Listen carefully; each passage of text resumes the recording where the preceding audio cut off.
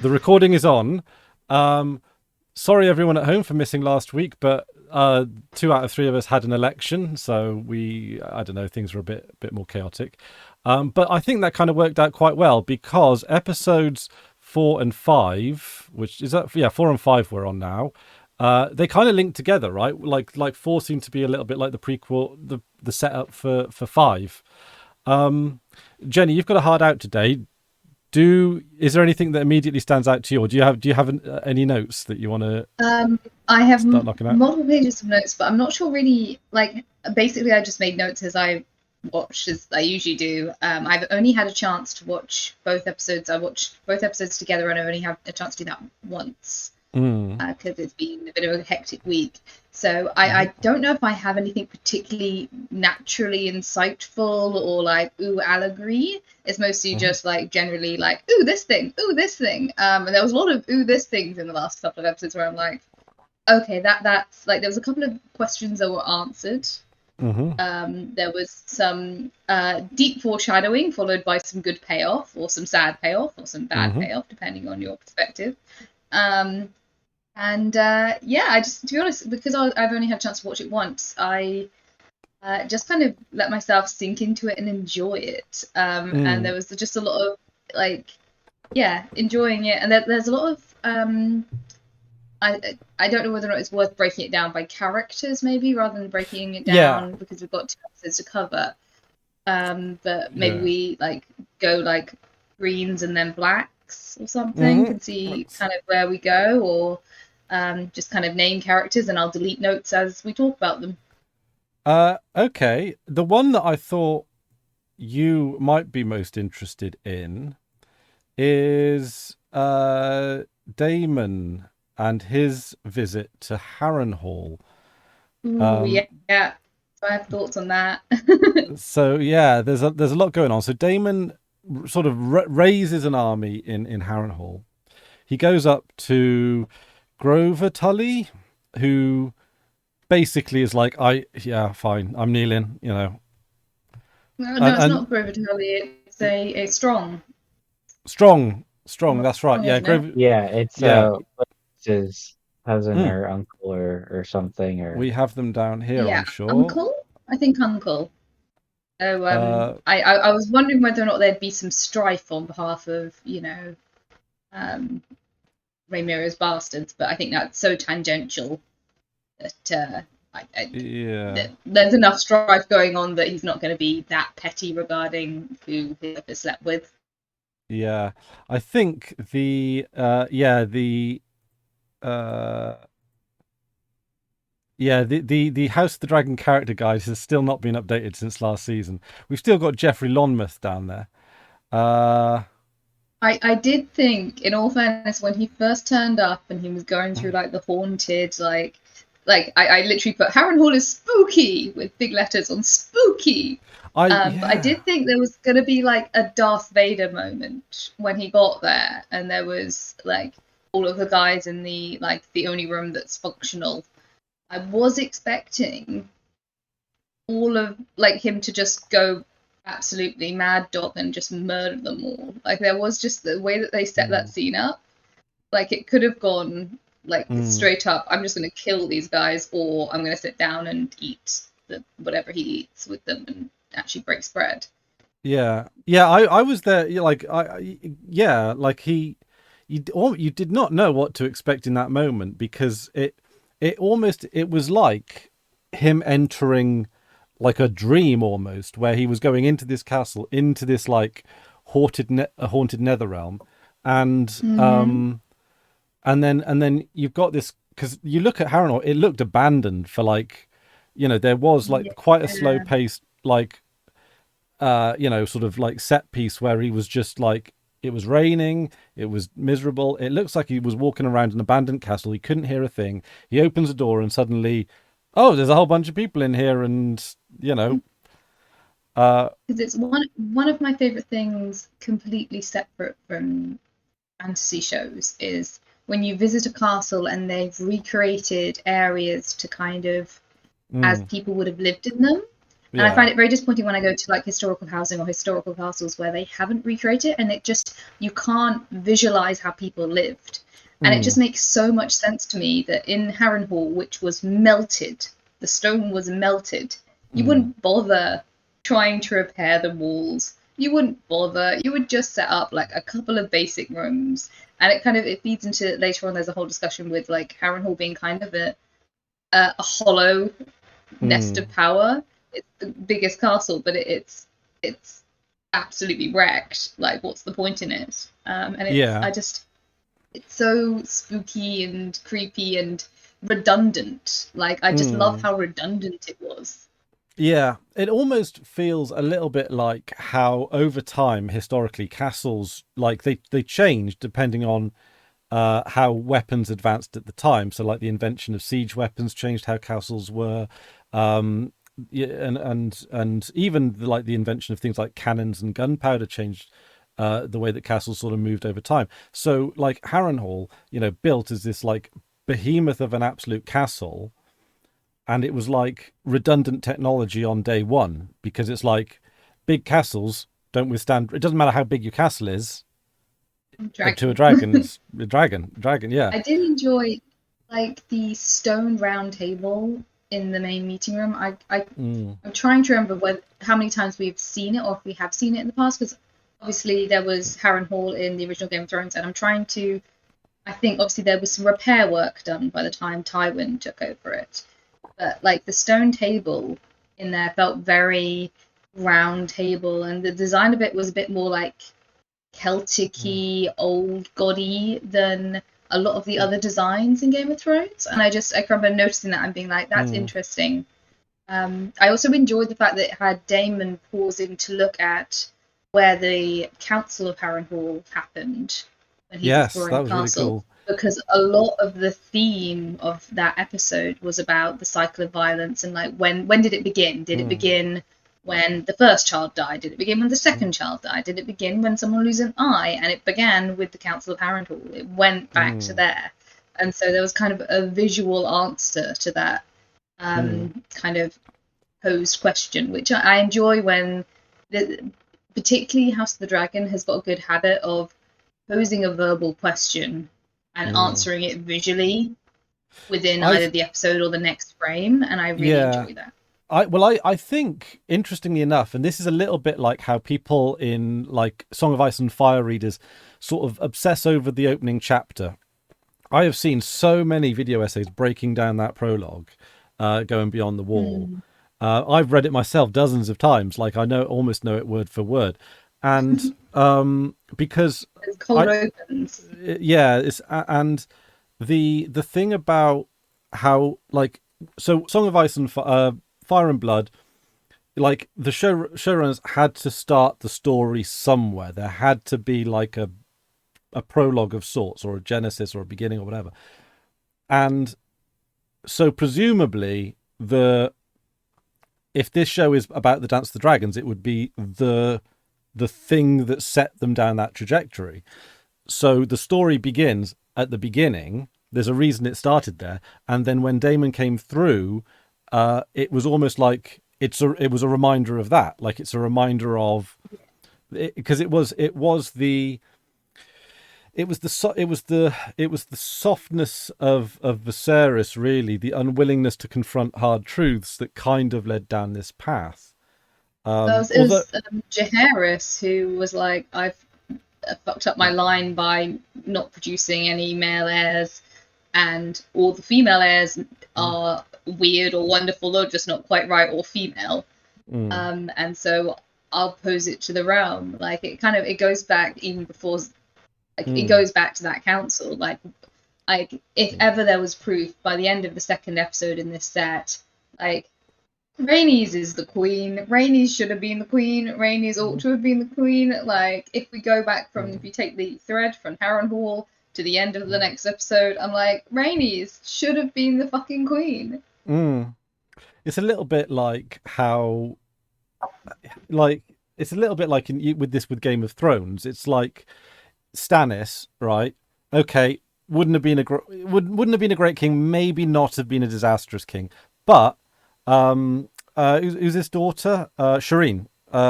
Hmm. Everyone acknowledged she would have been flipping amazing, and we were pretty sure that Stannis was sort of, well, he said on several occasions he named her in line for his throne. So a lot of Game of Thrones there was, oh, it could have been so much of a better Yeah. queen or a better king, But because it's wonderfully Greek tragic, isn't it? Like that. mm, That's what makes it so. In the same way that what I love about this series versus Game of Thrones is it really captures the what if and people's choices. Like when mm, I mentioned it last podcast with Ned's plotline in season one, where when you first watch it or read it, you get completely, blown out of the water by the ending of Ned. But when you mm, reread it, you're like, oh my god, every thread was there. mm, Every the setup was so blatant that of course he was going to get beheaded. There was no other option. He really fell mm, into every pothole. And I'm enjoying the kind of inbuilt mm, tragedy of this series where we kind of know where it's going even without spoiling because mm, we've seen Game of Thrones. We know the Targaryen dynasty is depleted to nearly nothing. The North Dragons mm, die out. And so we yeah, know it's on this downward spiral. And so mm, whenever there's like a little Easter egg of like, but what if? It's just so mm. tasty and depressing. Yeah, I mean the problem with any prequel is that like you already know where it ends. Like, does the world get better? Not really. It's like, so we know that there's a, I don't know actually. Actually, this is interesting. I was going to say we know there's not a good ending. However, is the moral of this particular story actually the fact that most of the dragons getting wiped out or sort of becoming feeble is a good thing? Well, they We've already. definitely, if we're going into that tangent, they definitely pop that into play quite a lot. The nuclear war Mm, deterrent. They literally say like, unleashing this would be something along the lines of a deterrent would be enough. mm, And because we're not going to release them, they won't. They'd be foolish too. mm. And Rhaenyra made the first dragon attack. She actually is the first one to release the nukes. Um, and then they show in On the end of this second civilians. episode, yeah, how Mm, horrifying dragon attacks are. yeah, She pushed the red button and released the Red Queen. yeah, but she sort of did. She could have ended it there and then by going off, just like firing them all up, but she didn't. And then, but she did end up killing a whole bunch of commoners, as of course did Aegon. So, Yeah. but going back to Damon in Harrenhal, so we were Mm-hmm. introduced to Alice Rivers, who several Cool. I several don't know much about her, but she seems so cool. um several people have suggested that she might be the Woods Witch that was brought to Summerhall. Do, I don't know. That would be a question for maybe Max. Do you know the deep lore of Alice? Is she a cool person? Is she related to Nope. the Hag of Summer? Um, I on this Bag of Summerhall part, I don't know or I don't remember. But she is important to the story, and yeah, she plays an important role at Harrenhal. Um, that's all I'll say on that. oh, I can see I you did. trying so I, hard not to give spoilers away. I think I I know what don't you're know trying whether to or not avoid. I don't know whether or not it was deliberate casting, but did either of you guys get the vibe that she kind of looked like a brunette Helena? Did you guys get Oh, that she does, vibe, or was doesn't that just she? me? I was getting more of her vibe. She looked a bit more like Laris Strong. Well, she is the strong, so Hmm. like a Well, Rivers. like genetically a strong. See, that's a. I mean, you never know with these witches, right? Like, she could be Melisandre for all we know. Like, I'm still like, the thing is, it would be too fan servicey if they did actually bring in Melisandre, right? Like, it would be a little bit too. They've already given us the eggs. They've already given us the dagger. They've already given us the Wall. You know, they've got their throwbacks to Game of Thrones. I think actually bringing in a Game of Thrones character might be beyond the pale, or it also might, um, I think it would like undermine some of the current story. yeah. Like well, it'd be a distraction.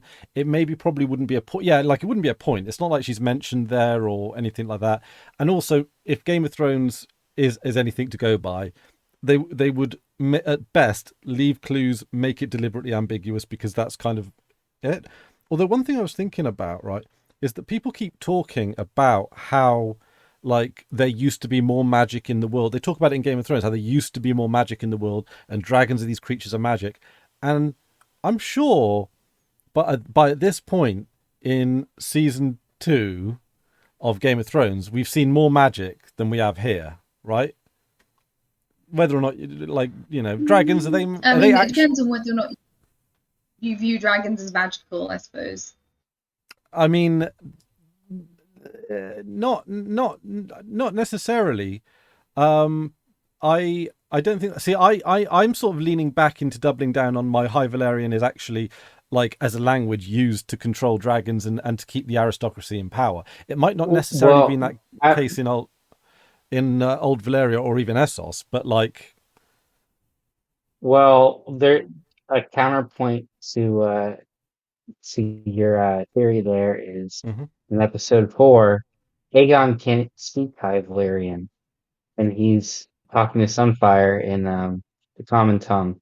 mm, Yeah, I wasn't sure whether or not that was just him being stunted and nervous, or whether or not it really like he has like very low level Valyrian. I think he does have very low level I Valyrian, which is I'd like like. in terms of who would have taught Alicent's children High Valyrian, because we know that Viserys didn't give a toss about those kids. He wouldn't have taught them anything. Aemon managed to Didn't learn care. somehow. Well, Aegon said Aemon said that he spent like he had a throwaway line in season 1 about like he read all the like I should be the true king because I read a load of books about things I've studied old Valyria. So he's got a hard on for old Valyria like Viserys did. So he's self-taught as far as I can tell. Like they would have some level of old Valyrian because they're both dragon riders, so the dragon pit folks would have given them like the equivalent of like sit, eat, Well, fly, Dracarys. But I genuinely think like and it'll be in like the ultimate question is does Helena speak Old Valyrian? Because if Yeah. she doesn't speak Old Valyrian, then that means that it's definitely just Aemon's self-study. I think I think that this point actually works in my favor, right? Because when Aegon was like as it has been very thoroughly established, Aegon his High Valyrian is very bad, right? In the dressing down that he got given at the small council in episode 5, and of course indicated by the fact that he was yelling English words at Sunfire. So obviously he's certainly not confident in a times of crisis to use High Valyrian, which could indicate. But he was also quite drunk, I'd imagine, because he was drinking up when he was like getting on, and Yeah. so he was not equipped to fight a war. You can't drink and dragon. That's just stupid, right? And It needs to be a t-shirt. and With like his like charred corpse underneath Sunfire. It's like the picture. yeah, Don't drink a drinking. dragon. Yeah. Because it's like, so there are a million and one reasons why he was going to get his ass handed to him. One of which might be he didn't have great control over his dragon because his High Valyrian was rubbish. So Sunfire was like, hang on a minute, is that English? Don't talk to me in English. Like, use the proper word, you know. But then again, as Aegon bonds with his dragon, he probably was speaking to Sunfire in English. It is Sunfire that's Aegon's dragon, right? Yeah. Yes. Mhm. Yeah. And It's nice to see Sunfire. We've not seen Sunfire like properly up close, and Sunfire's pretty. yeah. He's now And smooshed, but he's pretty. Yeah. So the fact that he was kind of pretty feeble because yeah, like you look at Aemond, and he was giving Rhaenyra like, well, he kind of won the dragon fight, right? Which is the absolute underdog. Because Rhaenyra's like got years of experience, communicates with the dragon really well. I suppose Aemond has the bigger dragon, right? And I Yeah, guess, I does that mean, he's mean? got a couple of years on her because he was he'd had his name's day when he was having his name's day when Rhaenyra went and slayed the boar, Hmm. and then they came back after her doing some flirty flirt, and then it wasn't till her wedding to Laenor that Daemon went off with Lena. So Hmm. he has at least 3 or 4 years on um, on her in terms of dragon training. He's also had, like, if you think about, like, he would have had the dragon pit trainers from a very, very young age. Hmm. And at least to begin with, for the first, like, 3, 4, 5 years of his life. Hmm. What was the point where the family, where the eye incident happened and Rhaenyra decided to go to Dragonstone? So it was like, maybe he was in his early tweens by then. He was like 13, 12, 13. We had 13 years of like Yeah. proper family training with the Dragon Pit with Rhaenyra's kids at the same time, and Rhaenyra would have been Hmm. making sure that her kids were like properly Dragon Pit trained and teaching them Valyrian. Hmm. And so by default, he would have got some of that training, even though there was strife. Hmm. And then during that time, Daemon was off in Essos with Lena, and from what we can tell, he was off studying in his book corner in his man cave. Hmm. Lena was the one teaching, so she obviously probably would have been the primary teacher, but she's a Valerian, not a um, so It's she would have not necessarily had the law knowledge that would have been hmm. kept at the keep. Yeah, but I'd imagine there's probably like a fair number of like. Would Maesters have known High Valerian, Well, or is I have actually written that down. Who do you think in the council understood that conversation? Like, do you think well, Oswin or what, Orwell or For a while, while. Orwell or I while understood think would that whole uh, like Valerian put down? he He, probably he should have learned he because I imagine he's got a Valerian steel link. well see the thing is, of course they were talking about his links in like episode 4 or 3 or something. Link of War. Have you Yeah, got a link of war there? Blah blah blah. So probably like there's probably a clue in there. I suspect. Okay, theory, ad hoc theory.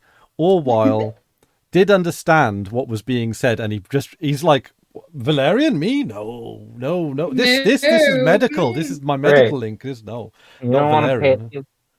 because that was meant to be like pull the attention final to yourself. exam. Uh, Is them So, trying to do magic, and this is a mm, time of magic, as we were just discussing. A time of dragons, a time of magic. mm, So I'm assuming all maesters at least have had like tried to light a black candle. sorry, Max. What was that you gonna say? I was gonna say, yeah, I reckon that he does know it, but he doesn't want to draw attention to himself that he Yeah, understands what's being said.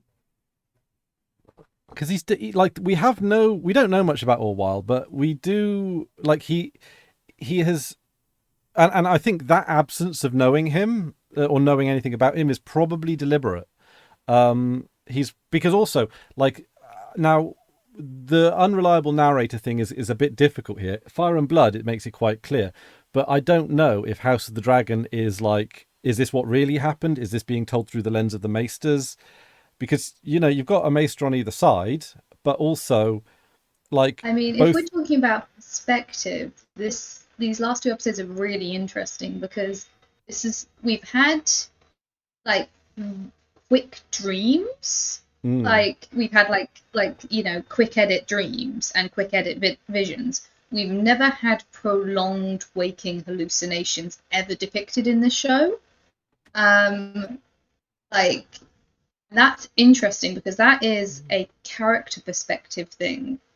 Like that's like if Yeah. Damon is the only one seeing it, then that is like it's changing some of the like storytelling language of the whole of Game of Thrones up until this point, having a visual representation of waking hallucinations. We've never had that before, and that's like when they change the like medium language, like the media language, that is really interesting to me. Yeah, yeah, the point of view of the narrator change. Almost, I don't know. That's the thing. Is this one of those deliberately ambiguous things where is it just I don't know. Is it deliberately Well, ambiguous is it magical or I've got a theory which is kind of Mhm, on par with your Valerian as hierarchy theory. mhm. Is it magic? Is it grayscale, which we theorized he might have caught way back when? Is he getting dementia from grayscale? Or is it like just black mold? Is it the black mold of Harrenhal that's gotten in his brain? Because they were talking about the curse of Harrenhal and that sort of thing. So it could be like it could be poisoned food. Like you mentioned that the food, like he didn't trust the food. We've got Alice being there, being a bit witchy poo. Mm, It could be haunted or ghostly or whatever. It's nice to get an insight into Damon that he's, pretty beat up about things. But like, yeah. just mold? Is it just moldy bed because of damp environment? Fungus, It's a just a general. weirwood bed. It is a weirwood bed, But and is it just a moldy bed? well, so the weirwood bed. Now, I think if Alt Shift X is to be believed, I think Oh, I've they not said watched the episode yet. this they is that so when the first men came, they cut down a lot of the weirwood trees, and the weirwood trees were used to make certain bits and pieces, furniture and things like that, one of which I believe was the bed that Damon was sleeping in. And in Game of Thrones, I don't know which book, but it was like Jaime Lannister falls asleep with his head on a weirwood stump, and he has a prolific dream there. Now, it could be I the was going to case say, if we does it produce green dreams? it could or hallucination, or I don't know, or can it, yeah, like, or just wacky dreams, or could Alice Rivers be, putting some mushrooms in his tea or something? Uh, I suppose, like, again, like the deliberate ambiguousness of Game of Thrones, or of Song of Ice and Fire, Game of Thrones, etc. Like, it's in full play here, because it could be the case that when we talk about magic, it might be that some magics have something to them and some magics don't. So, for example, the magic of the old gods could actually be legit, but the magic from like the Seven or the magic from dragons might actually be more smoke and mirrors and illusionary stuff. And it because we do sort of have this feeling that the two worlds, or the North stuff, is separate. Then you got the Seven, and then you've got like your various Eastern religions. So, for example, like, or the mythos in general, rather, like the mythos around dragons, the mythos around High Valyria, and that probably ties in maybe to the Red Priests. Although whether or not the Red Priests are harnessing the magic of the North just in a different part of the world, I don't know. Probably not really. So it might just be the case that some of these particular sects are, or factions, or religions, or whatever they are. Some are more legit than others. It might just be a case of that, and it might not necessarily be clear which is legit and which isn't. Because I think it's a lot harder to argue that the magic of the North is bullshit. But I think with dragons and the Seven, I think there's a lot more scope for question. But Yeah, it's I mean, nice to. again, like, like with all like the religions of Game of Thrones, only a few are proven to be actually magical, and a lot of the ones that, Mm, even though, like, there's a moment in the first book that Catelyn falls asleep in the temple and has what feels like a prophetic dream, Like, is it a gift from the Seven? Was she just going to sleep while hungry? It's hard. It's really hard to know because obviously in the chapters in the book are all character POV. So how much of that, the relevance of that, was translated via Catelyn's perspective? It's cool. I like. Yeah, I'm quite surprised and intrigued. I like. It's nice to see like a more like. It's nice to see Harrenhal in a bit more of all its glory, and I'm hoping that we see more of that. Also, with the Hedge Knight, Knight of the Seven Kingdoms, 6-episode miniseries that they're doing, like it's going to be nice to see more of just. I would say more of Westeros, but is it mostly the Riverlands and sort of the, a sort of Riverlands adjacent bits? But I don't know. It's still nice to see something that's not King's Landing for a change. Like I did feel that season 1 did sit on its, I mean, there were, moments where it was away from King's Landing, but 90% of the show is in King's Landing now. It's nice to, it feels a bit more like old Game of Thrones when you've got over here, they're doing this on Dragonstone, over here, this is going on in Harrenhal, over here, this is going on in King's Landing, and then there'll probably be something going on in the Eyrie, and also with Rook's Rest. So anyway, do we want to talk about a different character? Let me think. Just I've written down Dragon Dreams or Grayscale like twice, whether or not it's Dragon Dreams or Green Dreams or Grayscale, some sort of dementia. Like it'd be interesting as well whether or not Viserys's turn to like dementia and illness was purely just physiological, or whether or not there is an aspect that maybe he had some level of innate dementia as well as his ongoing illness, because maybe that's part of what's affecting Daemon. I don't know. I was theorizing. I was thinking it could be like Milk of the Poppy, because he was on a lot of Milk of the Poppy towards the end, which I think actually Alicent gave him some Milk of the Poppy before that conversation, or am I misremembering that? I can't remember. I don't know. But yeah, and we've talked a little bit about Alice, and I enjoyed the idea that they've got between Alice's description as a bastard and how very clearly strong her features are. Her features are very genetically looking like the Strongs. They had an interesting shot with Alan and what's he called? Cool pirate dude. Alan and Rhaenys. And they had a shot of Alan and his brother Adam. Like, no, his father. Corlys. It was Corlys and Alan in the same shot, and the casting, because I've only seen them opposite each other in frame, and they put them like face to face, and the casting is so good. Like when you actually look at them next to each other in frame, like there was the line from last season about the blood runs strong in old Valyria, between the old the Valerians. The blood runs strong in Valerians, and the blood runs strong in the original Game of Thrones. And it's very clear, and I enjoyed that. When we talk about bastards, the fact that there's 2 bastards that clearly have that genetic trend, it's fun to see. I'm going to look up. I'm going to see House of the Dragon. There was another character guide, wasn't there? Cast and characters. Is this the one? Yeah. So, okay, cool. All right.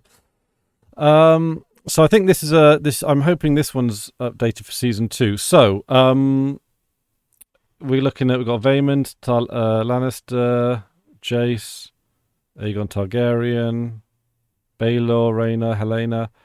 We don't have the bastards. Season.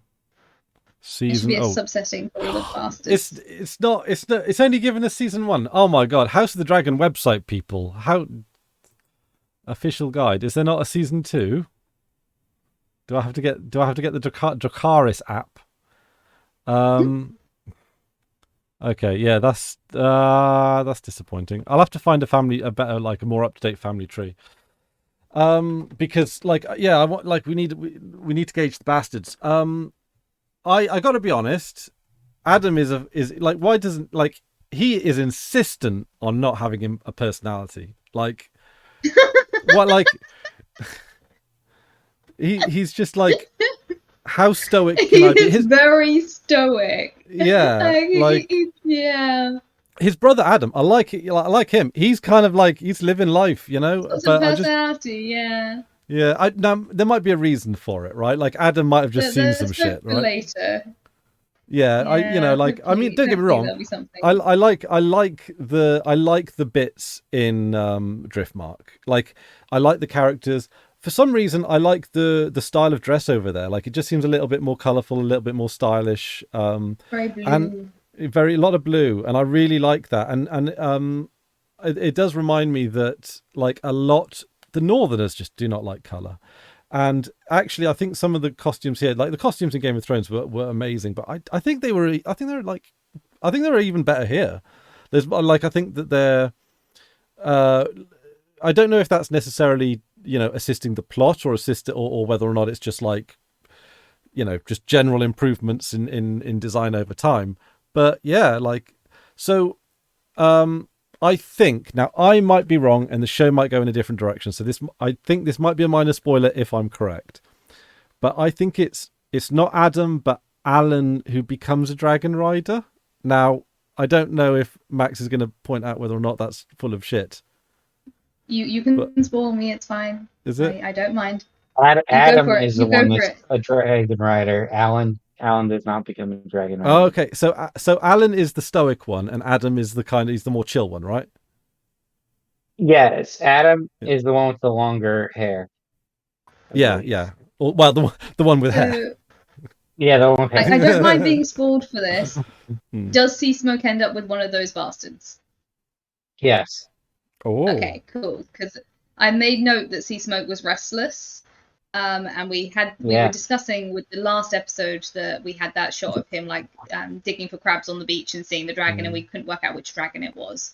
But it makes sense if it is Sea Smoke after that line between Rhaenyra and whoever she was talking to about the dragon being Mysaria, talking about the dragon being restless and maybe he's lonely.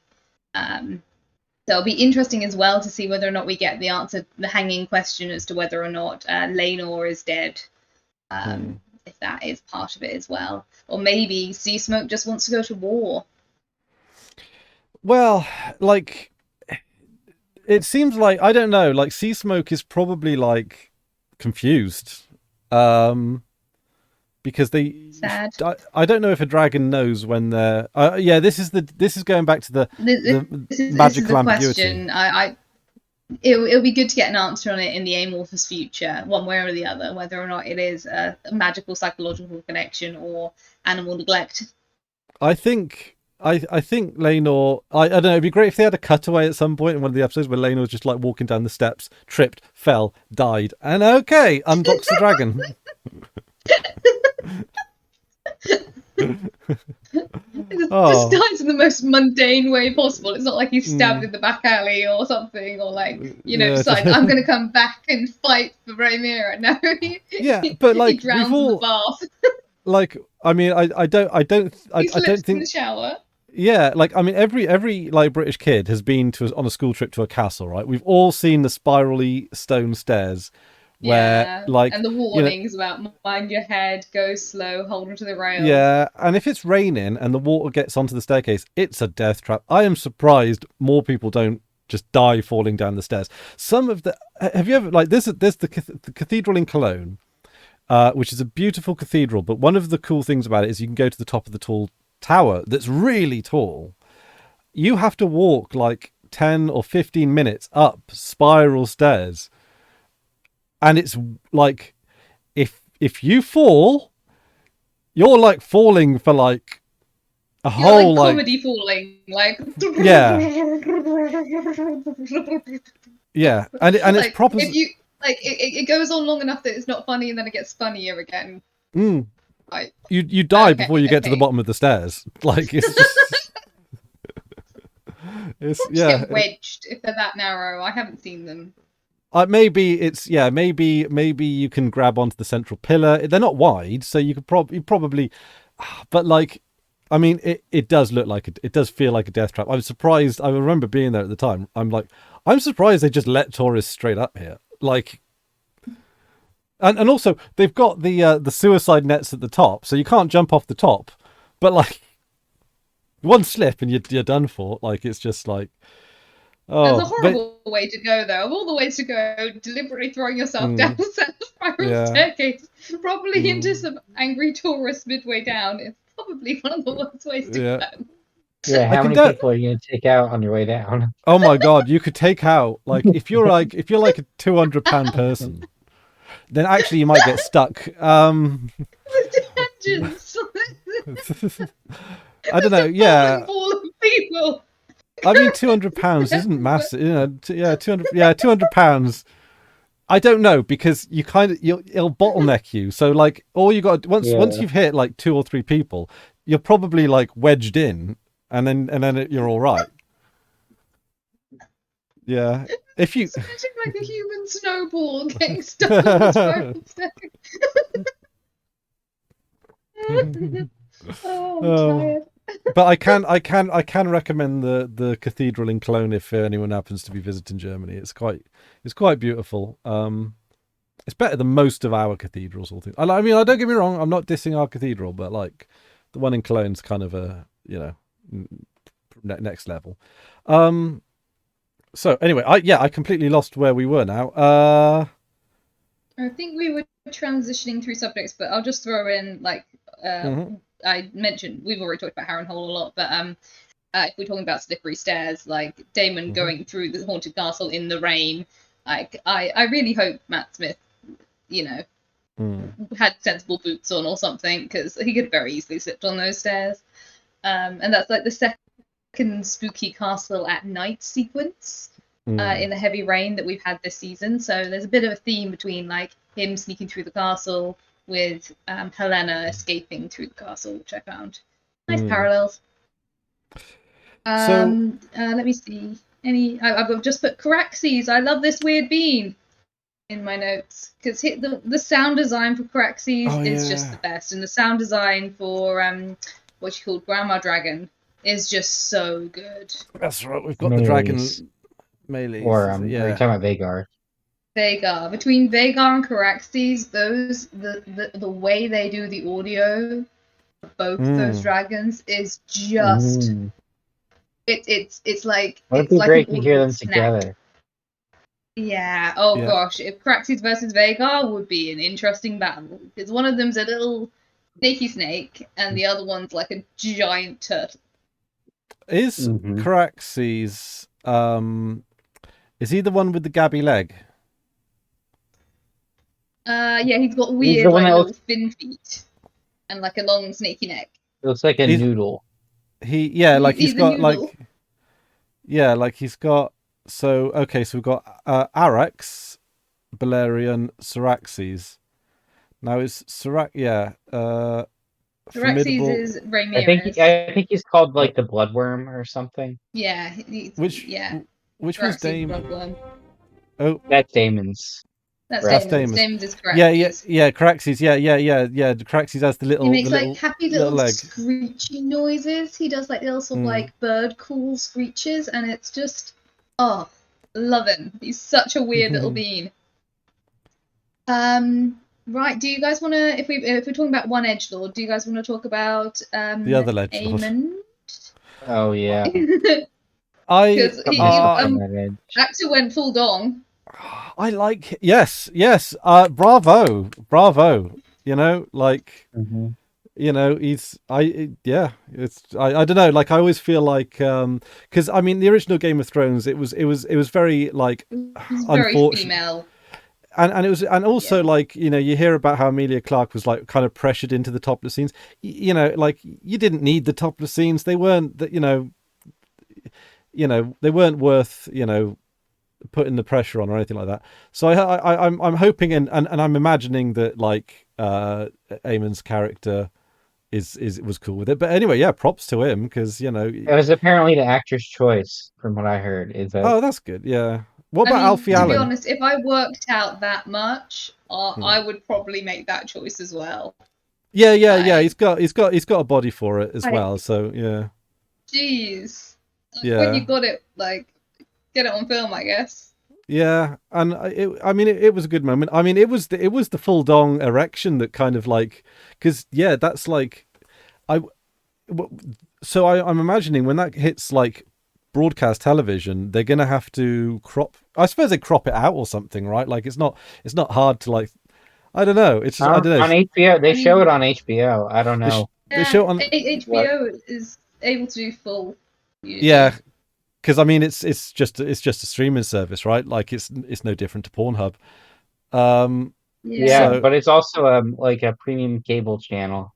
yeah. yeah, that's one thing. It's the premium cable channel that's allowed to do that sort of thing. Because I can remember, like, True Blood had some full, like, it was relatively rare. They like held back a lot more boobies than Dom.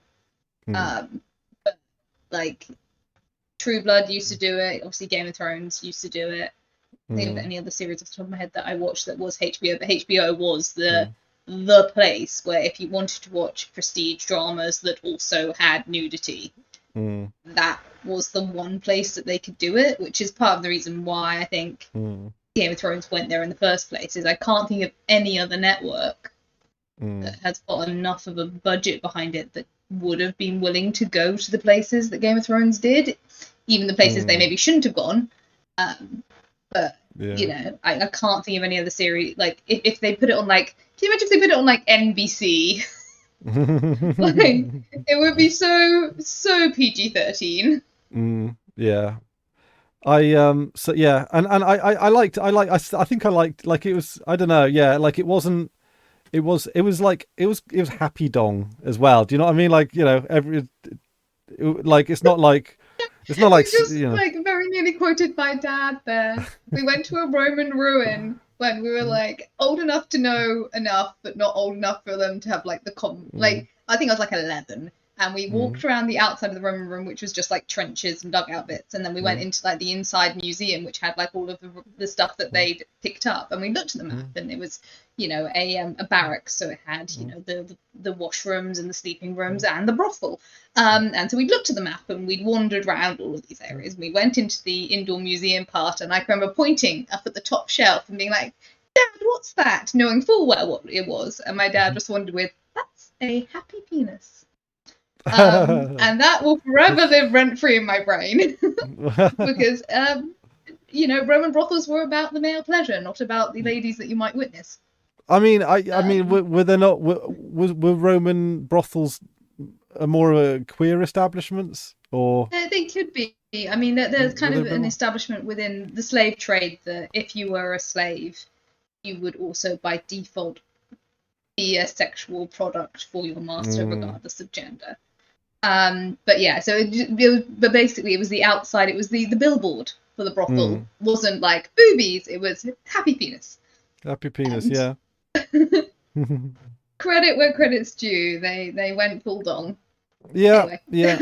So yeah, like I mean, it's yeah, and yeah, fair play to it. And it was a meat like it meant like it was a meaningful scene as well. Like it moved the plot forward. That's the thing about the nudity in House of the Dragon. Like it it puts it means into something. yeah, like it puts into contrast because like take for example the scene where I think it was in season it was in the I think it was the last season where Bronn was like he was in the brothel. There were like three prostitutes, and then Kybun came in and made his like offer. It's like that scene didn't really need to be set in a brothel. You just kind of did that for which is fine. I'm Yeah, not like well, necessarily against like, it, but like Game of Thrones set the standard for sex position. Like, I think it was like episode 1 or 2 where it had mm, Littlefinger being like, "I'm going to exposit while two prostitutes get each other off in the Yeah. background," and mm, like they set the standard for that. And at least at that point, it was somewhat like, how else are mm, you going to get Littlefinger as you can't get a POV character. You need to have mm, him explaining something to the mm, audience. Otherwise, you have mm, no idea about his personality. And let's do it in a mm, way that will titillate the audience. I get the mm. argument for it, but Sorry, by did you the say time it reached the last Horliance? couple of I did not. But I did say titillate. Um, but I feel like it's one of those things that by the time they got to the last couple of seasons of Game of Thrones, like with many aspects of the original wonder, it was self-parody. Yeah.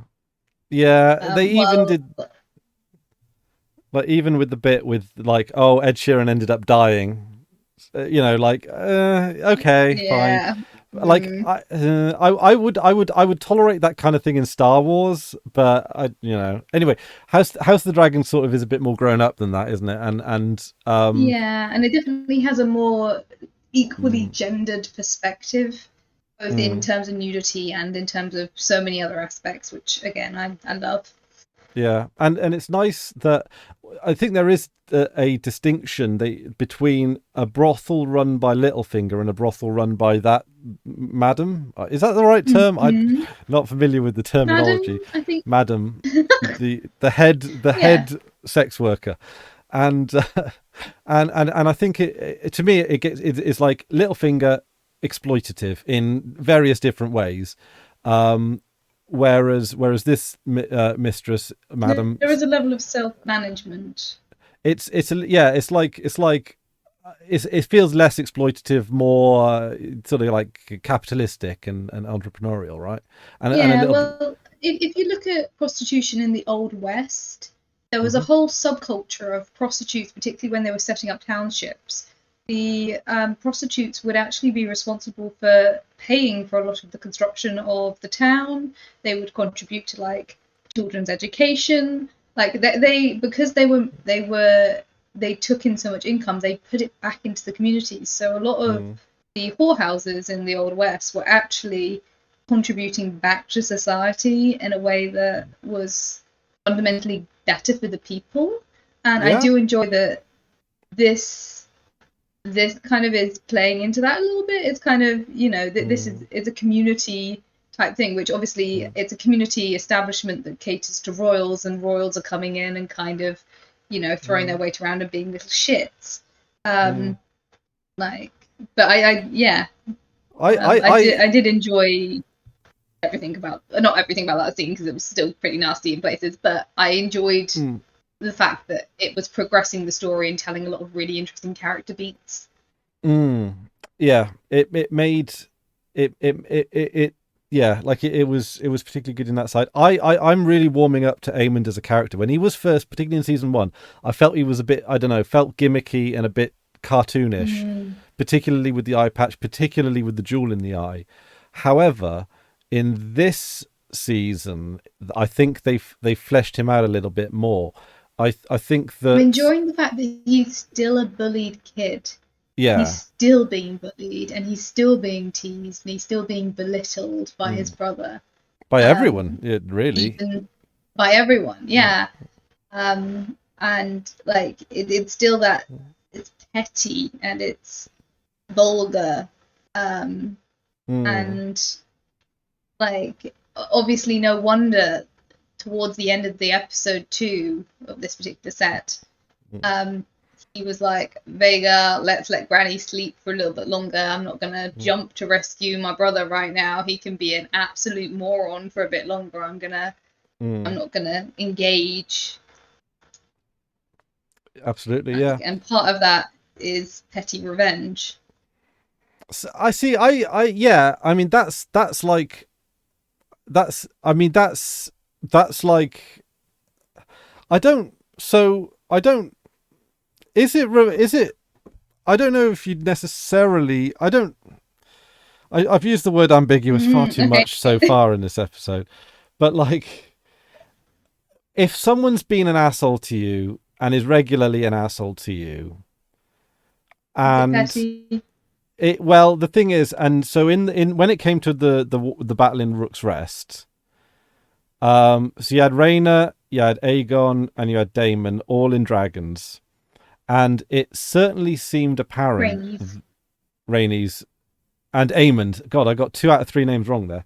Right. Aegon, Rhaenys, Aemond. And there was that bit where Aegon and Rhaenys were in a lock. And then Aemond came and basically went for both of them. So Mm-hmm. is that so? To me, that whilst could be interpreted as revenge, it could also be interpreted as, if he dies, I don't care because my life will end up being better anyway. Do you know what I mean? Like he's just like, he doesn't like, if he loved his brother, then he would be more careful. But he probably doesn't, and he probably doesn't love his brother because, like, in some ways, Aegon bullies Aemond because, like, Aemond is like the nerd, and Aegon is like the jock in this particular, like, world, right? Because, like, you look at Aemond, he studies, he's always doing the swords, he's probably really well bonded with his dragon, he reads High Valyrian, like he is like the high achiever, and high achievers often end up getting bullied, and but then he sort of counter bullies by the fact that like he just goes after Rhaenys, and just considers his brother maybe collateral damage. Maybe he particularly wanted to, because he's technically in line for the throne, right? He's the heir. Now that now that Aegon's son is dead, he would be in Maelor doesn't exist apparently. Aemond Um, is next in line for the throne. Yeah, so he would If be you the, the believe second heir, Aegon, yeah, if you believe uh, unless Aegon Aegon's produces plan. another heir. uh, I did find it interesting as well. There was the shot of during the first council scene in the first of this set of episodes with Aegon playing with the coin he found during the attack on Helena in the council meeting. He's like flipping the coin between his fingers. And so I don't know whether or not yes. part of his more vindictive behavior is in some way a rebuttal against the mistreatment of Helena. Like, I don't know whether or not his urge to get into combat and do battle, and to conspire with Kristen to do the whole sneaky dragon attack, whether or not that was in some way vengeance for Helena and her trauma. Because it's one of those things that was implied quite a lot in season one. That there was a connection between Aemond and Helena, and he would have been happy to marry her. And so I don't know whether or not there's just it was a like, I would say it's a throwaway shot. In any other series, I'd be like, it's a throwaway shot. It means nothing. But in this series, like, a throwaway shot of him playing with the coin that he found during his investigation of the assassination of Jaehaerys is something that feels a tangible connection between his intentions with Kristen and the Vega plotline with the attack on, like, obviously the whole attack on Rooks was to draw out some of Rhaenyra's dragons. That was the plan. I wasn't expecting Vega. I was expecting some, like, snuck in scorpion bolts. That's what I was expecting. I was expecting they snuck some scorpion bolts into the wood, and we're going to try and take down a dragon, because that's why they would attack Raven's Roost, was because they wanted to draw out Rhaenyra's dragons. Now, obviously, if you're going to draw out a dragon, you might as well bring the biggest nuke. And that also, totally makes sense. It I mean, I was working this out. Like, if they were going to send a dragon, who would they have sent? I don't think they could have sent anyone else. I feel like this was set up a little bit from the start. He's got the biggest nuke. 100%. Yes. I was expecting scorpion bolts. I was not expecting Vega. In all fairness, though, in the same way I was talking about Ned, it was really predictable. The moment I saw that, like, leathery wing move in the trees, I was like, oh, I'm stupid. We haven't seen Aemond for like 2 scenes. Of course they bring the biggest nuke. I liked how they did it. It was really, really cool because they chopped the trees down. So they were like cluing you in as it went. I enjoyed the fact with the tree felling. Reminded me of the fact that the Tudors in real history, like, absolutely wrecked the ecosystem of the UK. They demolished so many forests, and so I made note of that, wondering what that was about. But it totally makes sense if they were just making room to hide this ginormous dragon. which I That's thought was kind of cool. cool. And I liked the battle formations as well. I like the Mm-hmm. archers in Rook's Rest. I liked that there was strategy. I liked, yeah, I thought, I was assuming, and I think we were all supposed to be as audience, that that Cole was going to be marching on Harrenhal, and Mm-hmm. then he said something like, "Ah, but now we go around."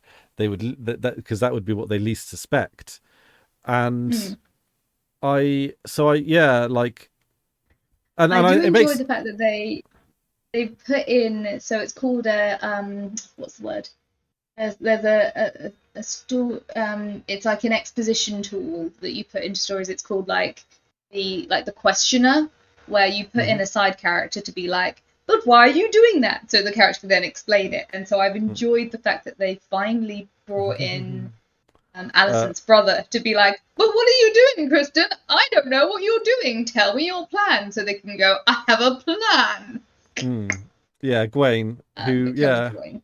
Gawain, who's very like old nighty. He feels very like he's from a different fantasy show. yeah, like he does it, he does, and it's actually the High Towers seem to have a bit of color on their armor, which is kind of nice. Yeah. Yeah, he does almost feel like I think that's a little bit like he's quite pampered, right? Like he's grown up, Mm-hmm. he's probably well trained and all that kind of stuff, but like, he is kind of a bit of a posh boy who is probably like effectively LARPing as a knight, right?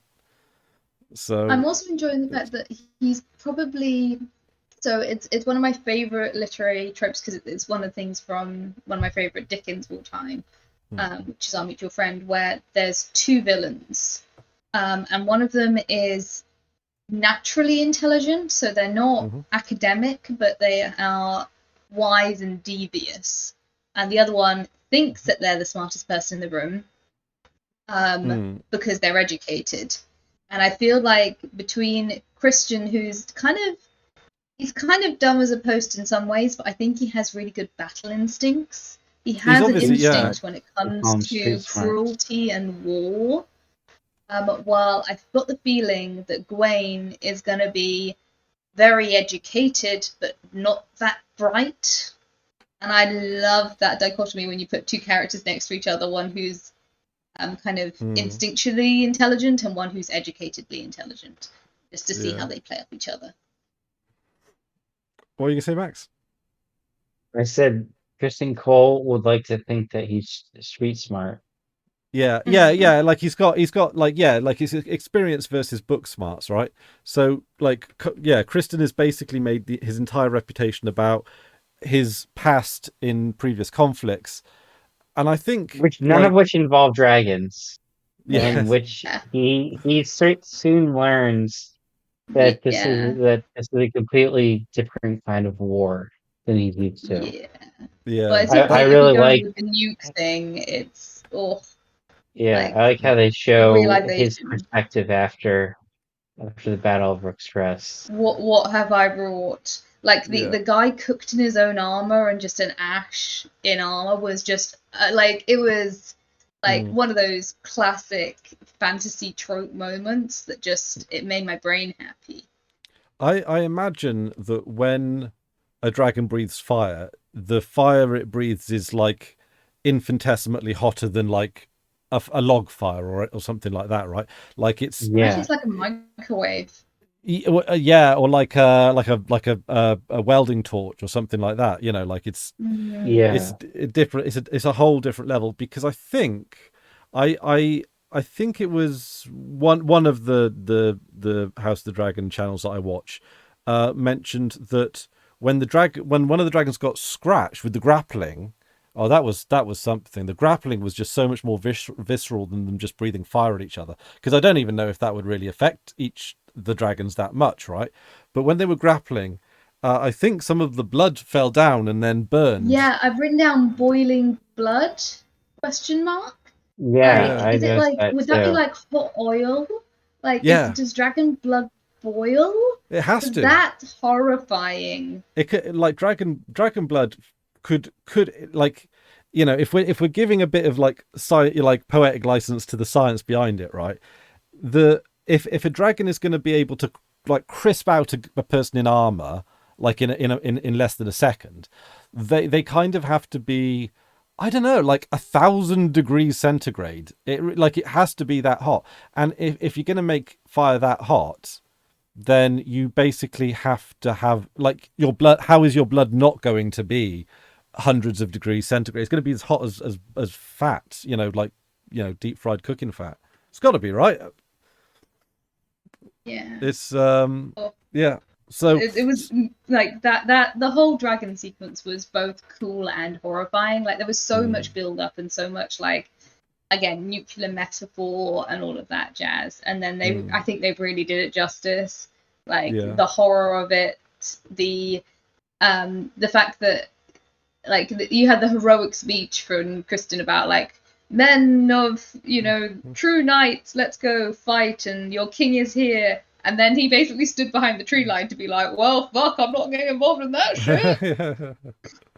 Yeah, it's like, I don't know, I always kind of feel like, oh shit, what's he doing here? Like, he's just shown up. Oh and yeah, it's well, everyone was like, oh no, what? Well, like, and again, that was heavily foreshadowed because we talked about in last podcast him finding violence stimulating, and then we've constantly in the last 2 episodes see him being made impotent with people saying, no, you can't go out to battle, no, you can't do this. You had Laris doing a perfect manipulation of, well, the small people are gossiping that you're weak because your counselors told you to go fight, and then you agreed, and so you should not agree to really put it to your counselors. Like that was brilliant manipulation. It was just so perfect for a dumb. He's such a dumb dude. And Laris just played him like a fiddle. Like it had so much foreshadowing that he was gonna like fuck things up for everyone. I'm really enjoying Laris as a character.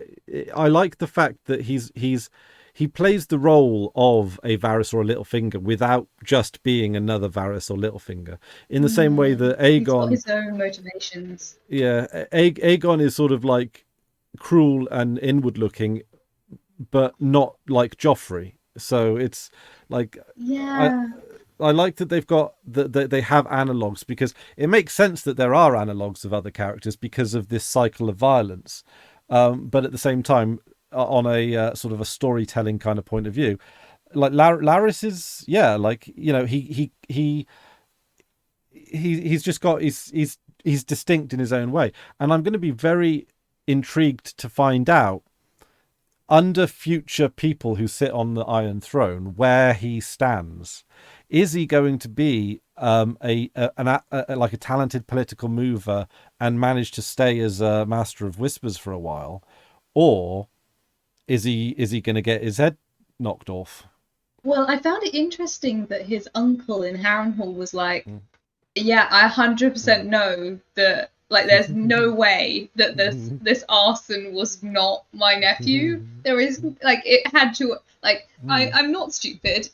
Like, there is no way that my brother and my nephew died in an an accidental fire in Harrenhal. Not a chance. It was 100% my other nephew murderballing them. Like, don't stop past go. I know this to be fact. And it was just like very telling in a way that Laris thinks he's the sneakiest dude in the world, and his uncle was just like, yeah, it was him. Like, I don't need a lineup. It was him. Yeah, he did the same thing to his Aunt Gwendolyn last summer. It's like, don't trust the guy. Like, he gets a bit angry, he burns down the house. He's only got one trick, and that's murder. Once that's all he's got. Fire.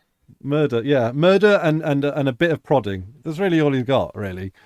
He can perform a murder, and he doesn't even do his own murders. Like, he outsources it. Like, he's completely in fact, I did find it.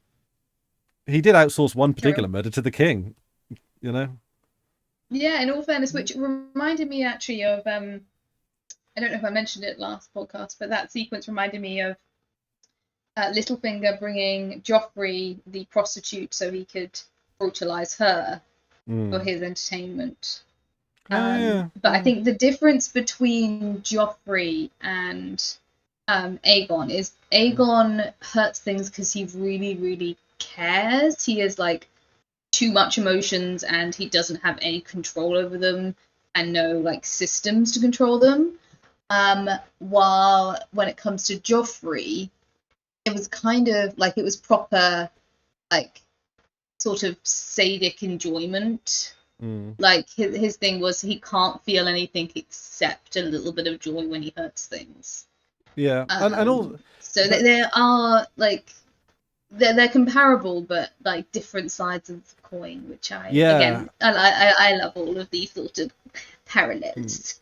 like I They mean, make me happy. well, if we're gonna parallel again, like I think Alicent Hightower is something of an analog for Cersei Lannister, because I think like the reason Aegon is Aegon is largely down to Alicent kind of not really giving him or Dame Aemond, the parental support that they need, and that's why Aemond seeks basically a motherly contact on the Street of Silk.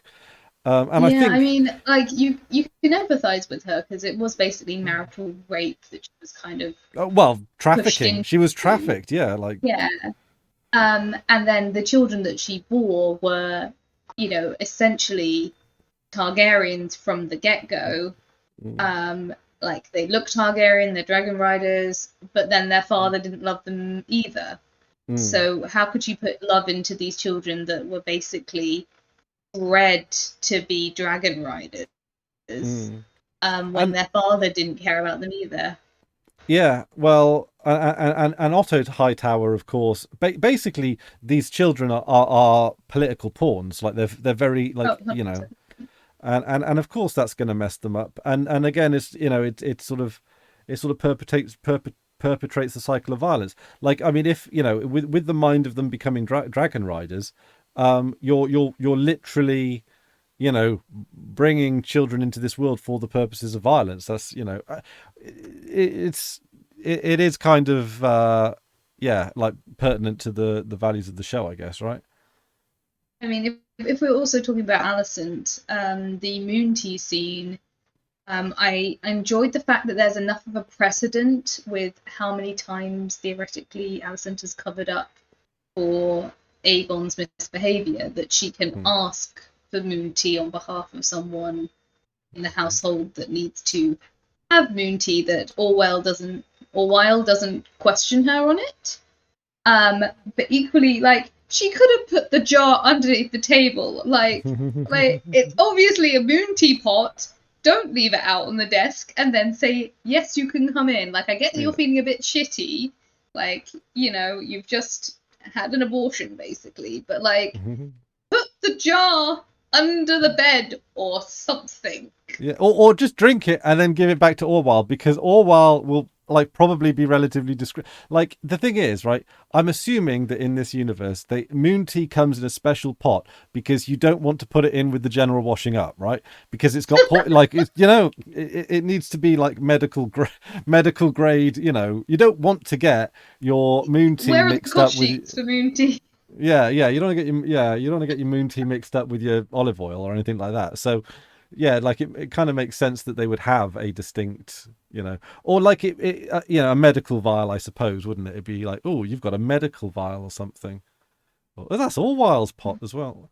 And of course, I suppose, Yeah. although I don't think they thought this far into it, but like in those like medieval times, every single object was like orders of magnitude more valuable than like objects today, right? Like for example, I got my cup here. If I dropped this and it broke, I got loads of them, and it's not that expensive to replace. But like in the world of Game of Thrones, oh, I just put it down here, and it is mine. Um, with like medieval world and Game of Thrones, it's like one of the big like inaccuracies with medieval action films is them cutting rope. Like cutting rope like it's willy nilly, because like rope is like really expensive in medieval times. You untie it and use it again, right? So I don't know. I guess like people probably have a maybe not necessarily the aristocracy, but they probably have a greater idea of how many cups are in their cupboard, because that kind of shit's more expensive proportional to your earnings, I guess. And also, like, you know, they didn't really have mass production in the same way that we do, right? Weird side tangent, and doesn't really add anything to the discussion, so I'm sorry about that. No worries. Like it's true though. Like, you know, I suspect her plan was, you know, like a week later to return the jar to Orwell and say, yes, the girl who I was taking this for, who was presumably, she was going to claim it was the same as the last one, which was be a maid of Aegon's that he raped. She's now drunk the tea. She's fine. Here's your jar back. But like, just leaving it open in her chambers, like, just like put it under the desk. Like, it doesn't need to be well hidden. It just needs to be out of sight. Like, it's the same as when your parents come to visit and you haven't finished doing the laundry, so you just shove it into your bedroom. Like, you know. You don't have open bottles of vodka just on the coffee table. It's No. Then you have to answer questions. Oh yeah, and I'm kind of interested in actually her relationship with Larys in terms of, is she starting to like fear him, or I think like she's kind of over it, I think, because he clearly just immediately knew exactly what was going on, and she was like, yeah, whatever, I'm just gonna put some hot stones on my belly because I'm feeling shit. I think the thing is, right, I think we know, like, I think this, like, we know that Larys knows what Alicent's like and all that kind of thing, and the things she gets up to and all that. And he does make it explicit that he doesn't care. Like, it's like, you know, life's pleasures, isn't it? And I'm starting to think that the whole foot thing was maybe a one-off or like not an ongoing thing, because I think from Larys Strong's point of view, it was more about power and 100% like about almost power like and humiliation. Yeah. It was a and it's power like, and humiliation thing, but I think, interestingly, since she started sleeping with Cole, kind of regained her, like, she's regained a sense of, like, she's reclaimed her sexuality. So now, like, what can Larys take away from her? What can he do? She's not going to let him do that again. She's not. well, Like, she doesn't. I think well, I mean, I don't know if she does, but if I was in a position, I would still be scared of I think she is scared of Larys, because she does kind of try and be discreet and cover up this thing about Cole, even though he doesn't mind. I because think it's so blatant. I don't think she's even trying to cover it up, because she's just like, well, he's seen the moon tea. Like, I think if he hadn't seen the moon tea, he probably wouldn't have said anything, then it would be fine. But I feel like they were almost having like a direct conversation. Like they were having a conversation entirely made out of subtext, and they both were aware of that. Like, they were both saying things like, okay, yeah, I took moon tea, and yes, I'm sleeping with, and he was like, yeah, you're sleeping with Cole, and she's like, yeah, but, you know, I'm not going to confess to it. And he's like, okay, what can I do about that then? I mean, but also, who else is she going to sleep? Do you know what I mean? Like, I did enjoy, though, and I'm pretty sure it's before the moon tea scene. She's been seeking absolution. She talked, like, the last podcast, we talked about how she was projecting onto Cole, saying that he wanted absolution and wasn't able to get it, and she tried to get absolution from her father and, like, confess her sins. And we know that she doesn't know her brother well enough to ask that of him. But then Helena gave her absolution. yeah. Like, unprompted. Helena was just like, I forgive you. I think that happened before the moon tea. And I just found that, like, Helena's such a good egg. I've got a theory. You've just inspired a batshit theory in my head. Okay. Okay, it might not be batshit. And I don't. Okay, right. I'm going to try not to, like, read Max's body language, because to give this away. Now, actually, I don't. Let's watch Max. I don't think this would have been covered in the books. This might be a deviation from the show, and I like that they're doing enough deviations in the show that it does keep keep the book readers a little bit on their toes. Yeah, But I definitely. think this one might be the case that I think Alicent hates Aegon, and I think that we don't know whether or not he's dead. Do we? We don't Yeah, know. I think she definitely doesn't care Right. about her We kids. know Rhaenys is dead, and we know Aemond is Yeah. alive, and then so Aegon I think is the big question mark. I think Um, it'll be really interesting if Aegon is like crippled in the same way that Viserys was. yes, well that's the Like to thing. live as a crippled king, I think that I would be think cool. I think that would be quite cool to see like a young sort of yeah, but also and it'd be interesting Because to it would see. again do the parallels between Daemon and Viserys and Aegon and like we've talked about how like these brotherly pairs just like almost perfectly line up just with a little bit of like desyncing and Yeah. having like a cripple king versus a warrior king, warrior brother would be Yes. nifty. That's very interesting. Actually, that's probably a lot better than what I was going to say, which was I think Allison like I think he becomes severely bedridden almost, and I think Allison just puts a pillow over his face.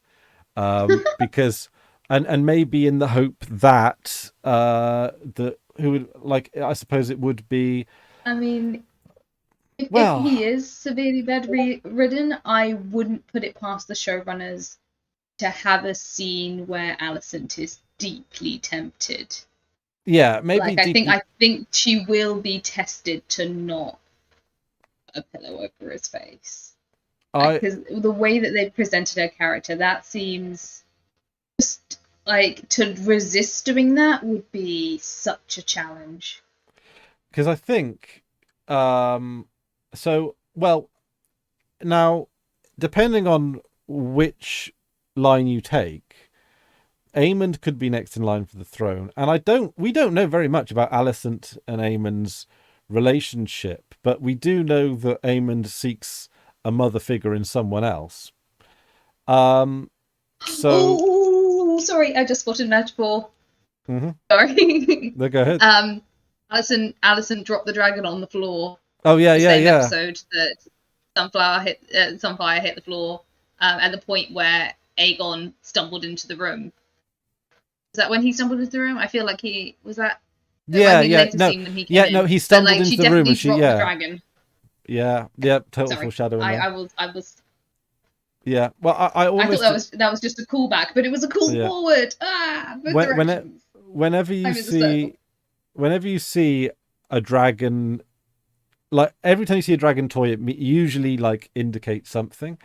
But see, so if you go by the male line, Aemond is the next in line because Jaehaerys Yeah.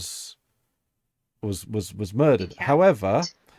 you could argue that if you're going down the like the gender neutral line, then it would be Jaehaera that would become Right, but that the queen. would refute Aegon's whole claim if he were to go Yeah, if you with were to that, approve because a his female whole claim is line, based off of that he's the male, the next yeah. male in the line, Like if he and that claims his that Yeah. he has the right over Rhaenyra that he has because he's ranked a over his man and older then gives it sister. to his daughter, that would go against It'd their be whole hypocritical. campaign pitch. Yeah. Unless they play the claim that Viserys changed his mind on his deathbed, which would rely on Alicent's commit to the bit, right? Where she now is Which is now doubting and just Which she's now researching. only doubting. like just lying to herself at this point, It's basically. Yeah. very interesting as well that like Laris knows Alicent well enough. He was like, "You've never been interested in this dragon lore before." And now she's like poring over tomes to try and indicate her thought process. But by the end of that conversation with Laris, she was like, "It doesn't matter. Like, Mm. it doesn't matter. what he said. It's not my doubt in anymore. It's not about what I believe. It's about the war is happening, which I found again, like it was interesting, like how much changed in the course of that conversation, where she went from clearly researching what Rhaenyra had told her and trying to work out the truth of what Viserys meant to actually it doesn't matter anymore. Kitty. Oh, Sir Parker. So yeah, we could see an Aemond King in the next episode then. Maybe. potentially, or at least an Aemon regent. Protector of the realm. Yeah. Protector of the realm. Yeah. So, that'd be quite, and maybe it could be like, because in medieval politics, it's often the case that, like, like the protector of the realm until maybe, well, I don't know, like you say, defaulting to the female line would run but maybe that inconsistency might in fact be the point, that actually it doesn't matter who's in line, like power resides where people think it resides, right? So it might be the case, so it might make the point of breaking that logic on purpose, so that Jaheira becomes, or is in line to become, the queen, but obviously being so young, Aemond takes Helena as maybe a wife, and sort of governs in her stead until she's of age. However, I would then assume she's of age. No. I mean Jaheira, as in the one Jaheira, that wasn't. Okay. Yeah. Or a male heir is comes about. And I would imagine that, so either, like, but then I would imagine the plot will go that Jaheira then dies for whatever reason, and or that Helena and Aemond make another heir, possibly. That would be, I don't know, something like. That's where my guess is sort of vaguely going. However, they did mention, of course, Daeron Targaryen, but I think I know what happens with Daegon Targaryen. I think he. But it's interesting that we still haven't met him. So is he going to be like a massive anticlimax where he rides in on his dragon and is like super cool, and then just immediately gets eaten by like Caraxes or Cyrax, just like single nom. Like he comes, like they swell the music, and then like the prince that was promised, he's the great unknown heir. He comes in swinging his sword and just gets comp. He's in Old Town, I think. He's in Old Town at the moment, and as I understand it, he's not been cast for this series. Someone sent a letter to him. Oh, wait, he's not in this season? I don't think anyone's been cast for it, so I think he'll be like. I was expecting him to show up in the episode. I was expecting him to show up because they had a line about your youngest son, send for him. He can fly up. He's got a dragon of wrestling age or something. Yeah, I mean, it could. I don't know if I don't know if there's a possibility of the show whether or not the show's just being super coy, and actually it might be some grand. This is not a show for being coy. Yeah, so I don't know, but yeah, I think from what I've gathered, I could be wrong. It might misinformation on the internet and all that, but it could be the case that it's like the reveal in episode in early season 3. And it might be something to kick that off with. But yeah, no. In terms of other green kids, because whenever Helena's on screen, I'm like, metaphors. Where's the future? The only thing I could see that she was vaguely paying attention to was she had like a little mini bird cage. Probably something to keep an eye out. Something in prison. Something trapped. I don't know whether or not it might be like a metaphor for if. Like, I don't know if Aegon is going to be paralytic, so maybe he's locked in. But I don't know. It just made me thinking about cages over the next couple of episodes. I've also made a note that basically Aegon's filling up his small council with a bunch of child knights who are just doofuses who are getting drunk. You mean and Kingsguard? boring. Yeah, All of his guys are just absolute numpties. yeah. His Yeah. one buddy who's just like standing in the background, like shuffling uncomfortably because the sleep Like doesn't fit him. And hungover, or like maybe Mm. he caught something in the brothel. Like he's. And then Yeah. immediately, like when Aegon's like, "Oh, I've changed my mind because Laros has manipulated the frick out of me," they're all like, "Oh yeah, good job." Yeah. Yeah. I've written down. I can't remember who said what. I think it might have been Laris, but I put a little reference to Cersei's line about ripping up weeds one by one. Oh, it was Laris was saying that like rumors among the small folk spread like weeds. Mm. And it's hard to pull back from rumors once they've started spreading. And that reminded me of Cersei's line about being on the throne is like lying in bed of weeds, ripping them up one by one, so before they can strangle you in your sleep. And I just, again, those sort of visual references. I like that. And Laris was officially titled Master of Whisperers on the same day, or in the same context, that Mysaria decided that she was going to become Mistress of Whisperers. So we might have a worm versus rat thing coming up in the future. I'm going to be interested to see what they Because do they've with already got Mysaria. some banter. Because, he's tried to set her on fire. Oh, he did, didn't he? Yeah. He's a one-trick pony. Yeah. Arson. It's all he's got is arson, and he doesn't have a. Give him a dragon. They had the shot of the body still hanging, and also, did Christian get a haircut? Oh God, yeah. Did he get a Someone haircut said with this promotion? I heard someone say that the only person that hates Kristen Cole more than us is his barber. Like, yeah. But I suppose like it's I think it's like when he was in King's Landing, he grew out his hair because like he doesn't need it. He doesn't need the short back and sides ready for battle. And when it's like, oh shit, right, we're actually going to proper war, get the haircut, doesn't become, it's sort of like that's a business. Get some more greys in there because my God, that dude. Yeah, he's old. Age like fine wine. Like, yeah, like that's kind of the thing, isn't it? It's like he's like the same age as he was in episode 1. Like this guy has not aged a day in 20 years. Dornish jeans. Dornish, yeah. Dornish jeans. Dornish jeans. Like my brain just went to like trousers for a minute, and I was like, what would Dornish jeans look like? Would they have like like a sun on the butt cheek?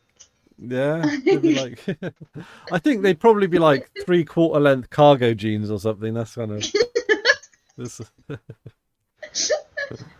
Yeah, but like, yeah, I kind of like. I like him as a character. I like him as a like a general. In like he's a lot more like interesting. I did enjoy the fact that he's a dum at court, but actually when it comes to it was stupid to send the twin after Rhaenyra, but in terms of actually plotting out a battle plan to get Rhaenyra to release the dragons and then like take out one of her dragon riders, the plan worked beautifully. He did exactly what he needed to do to spring that trap. If it wasn't for Aegon being so impotent that he had to go out and go out and do something stupid, it would have been his plan would have worked flawlessly. Yeah, and I mean Rook's Rest, if you think about it, is kind of an essential point, because it's basically, if you were to get troops, if you want, if you don't see, it's a bit difficult. It's a bit like, it depends how you use ships, right? If you don't have that many ships, you got to funnel troops over through basically the shortest body of water, which would be from Dragonstone to Rook's Rest. If you had a shit ton of ships, which they do, they can go straight from Dragonstone to King's Landing, I think, right? I mean, obviously, I don't know the numbers, but Rook, in terms of like a land advantage, Rook's Rest is everything.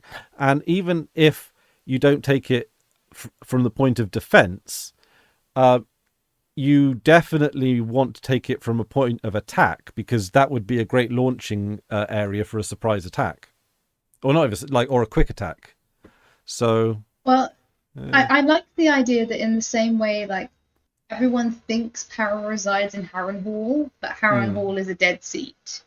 I like the idea that no one thinks Raven Roost is worth anything, but actually you can set it up as a perfect trap spring. And that is a nice sort of poetical byline. Yeah, I got the old Quartermaster map up here. So, hang on a minute. Let me just get it set up. Right. So we've got. So I'm pointing to. We've got the Stepstones there. So north of the Stepstones, Blackwater. Yeah. So Blackwater Bay. So we've got like the mouth of Blackwater Bay. Rook's Rest. Yeah. So like Rook's Rest from Dragonstone and Driftmark. So the barricade just closes in Blackwater Bay, right? Yeah, that sounds right. Yeah. So that's So if actually they, in order to break the blockade, they would either need Rook's Rest or like Sharp Point and Stone Dance, which is like the other side of Blackwater Bay, the opposite side of the horseshoe. So and then they could launch their attack on Driftmark by, or that would be where they would attack the blockade. Yeah, they're probably going for the blockade then. Really, that would be, and yeah. But so what seems to be quite interesting is how wealthy the Valerian household is. I believe at this time they were the most wealthiest of all the families, which makes sense because they've got biggest navy, and they've plundered like half of ASOS, right? Yeah, I think this is the generation of change where Valyrians were the big money makers, and then at the tail end of this particular spat of battles, Valyrians are wiped out, and then the Lannisters really take point. Yeah. Yeah, that's it. So okay, actually looking at, oh my gosh, I really didn't put this so much in perspective, but the difference between, so King's Landing, you've got King's Landing, and then northeast you've got Rook's Rest, which you go past Duskendale for, and then northwest you've got Isle of Faces, Harrenhal, God's Eye, etc. So really, like, you can go from Rook's Rest to Harrenhal probably relatively quickly anyway. Well, the whole point is everyone thought he was going to Harrenhal, so it is, it's got to be close enough to trick people into thinking that's what he was going to do. Did they mention Duskendale? Yes. So Duskendale was wiped out on their way to Raven's Roost. That's one of the things that they brought up in our council, being like, Duskendale's fallen, and they're like, well, shit, release the dragons. Yeah, and then so Stokeworth, Rosby, Duskendale, were they were absorbed into Criston Cole's army? Am I right? Yes. So they either surrendered, and they had that interesting scene where the Lord of Duskendale was like, basically, screw you, Criston Cole, I will get you in, you'll be cursed next life. Which makes me think potentially, if we're thinking about poetic ends for characters, maybe Cole will be decapitated at some point in the future. Like, he talked about sullying the cloak and all of that jazz, and everything he said was true. It was basically a death curse. So I'll be interested to see whether or not Cole's comeuppance is related to that particular death, because it was a classic, like, I'll get you in the next life. You'll be cursed because you're killing me unwantedly. Yeah. So Duskendale was taken out all the way through. I've got a thought. I'm curious if they're gonna keep Paul's death the same as the book, because I feel like that's something they might just switch up completely. The Cole, book reader knows something. when he's at Duskendale and he does that beheading scene, and he gets called Kingmaker as an insult, does that mean? I'm calling it now. I should know this because I'm sure I have known this and like I'm forgetting it. I think the next person on the throne is almost certainly Aemond. For how long I don't know, but well, like because I think Cole's been called that because he placed the crown on Aegon's head, like famously. yes, like, it's but the also King of God that placed the crown. with House of Dragon, Game of Thrones, and all that, there are echo meanings, right? There are like so things like echo and reiterate and come around, right? And back, yeah. And when something is often said as a good thing, it can be interpreted as a bad thing, and vice versa. So I think when he called him Kingmaker, yes, there is he put the crown on Aegon's head, but at the same time, he's making Aemond king, right? Like he's strategizing with him, he's plotting with him. What happens in the wake of Rook's Rest could determine whether or not Aemond becomes king. Again, Kingmaker. I did also enjoy. Oh, sorry, you go. Did Jaime Lannister kill any other kings other than Mad King Aerys?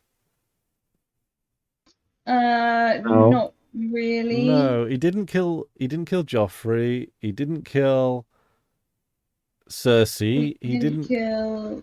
He didn't kill. Tommen. He didn't kill. What's the name of Daenerys? The Robert? The gay brother. Renly.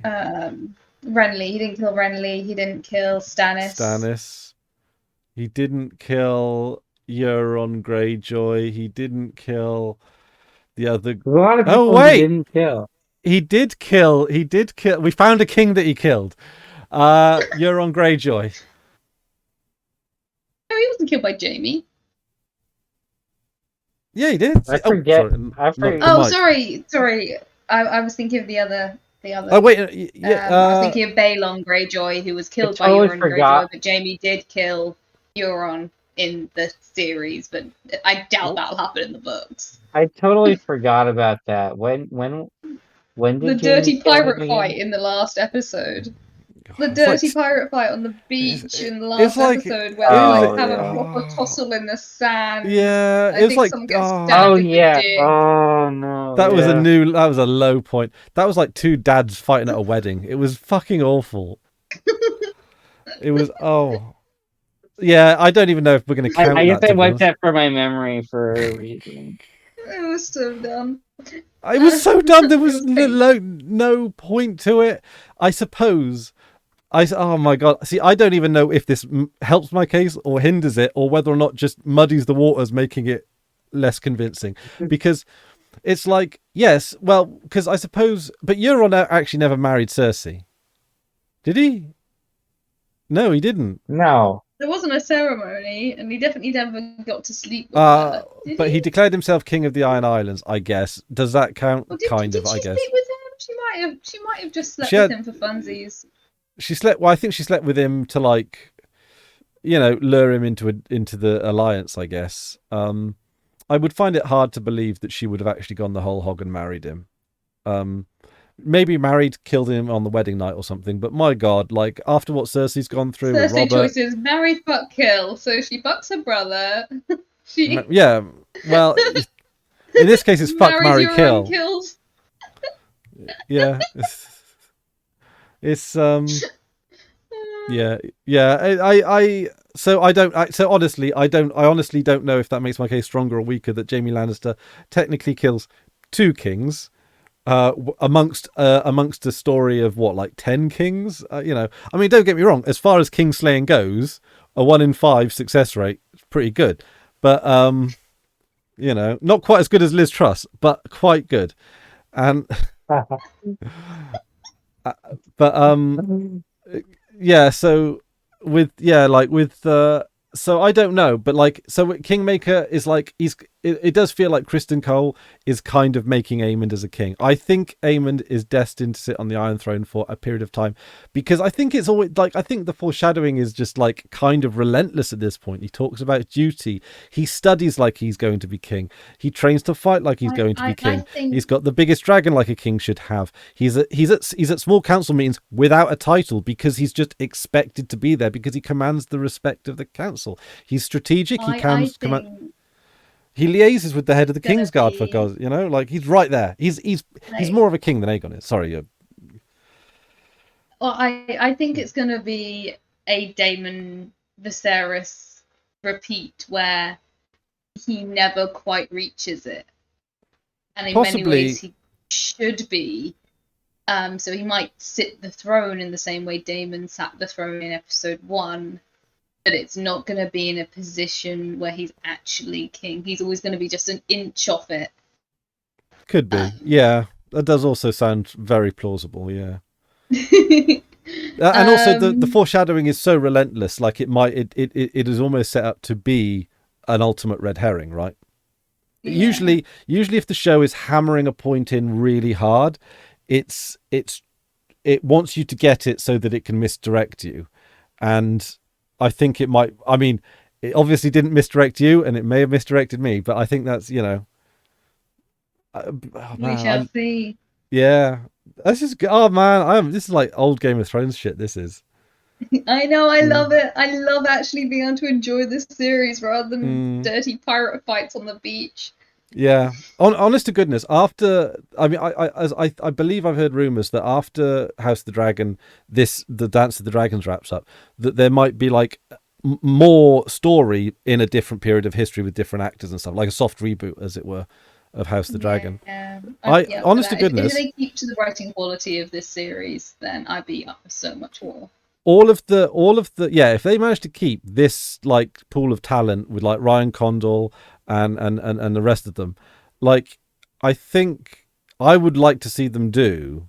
The only thing that hamstrings this House of the Dragon is that it's a prequel, and we are limited in our sort of in the mystery, right? There's a lot of mystery in Game of Thrones. There's a lot of mystery in House of the Dragon, and I love a good mystery, but like the mystery is within within a set parameters because we know the destination.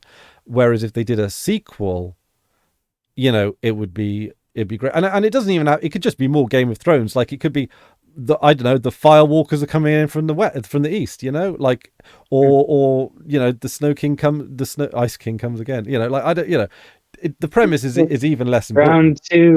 Round two. That's it. Yeah. The Ice King comes again. It's totally the fourth spin-off. Too icy, too furious.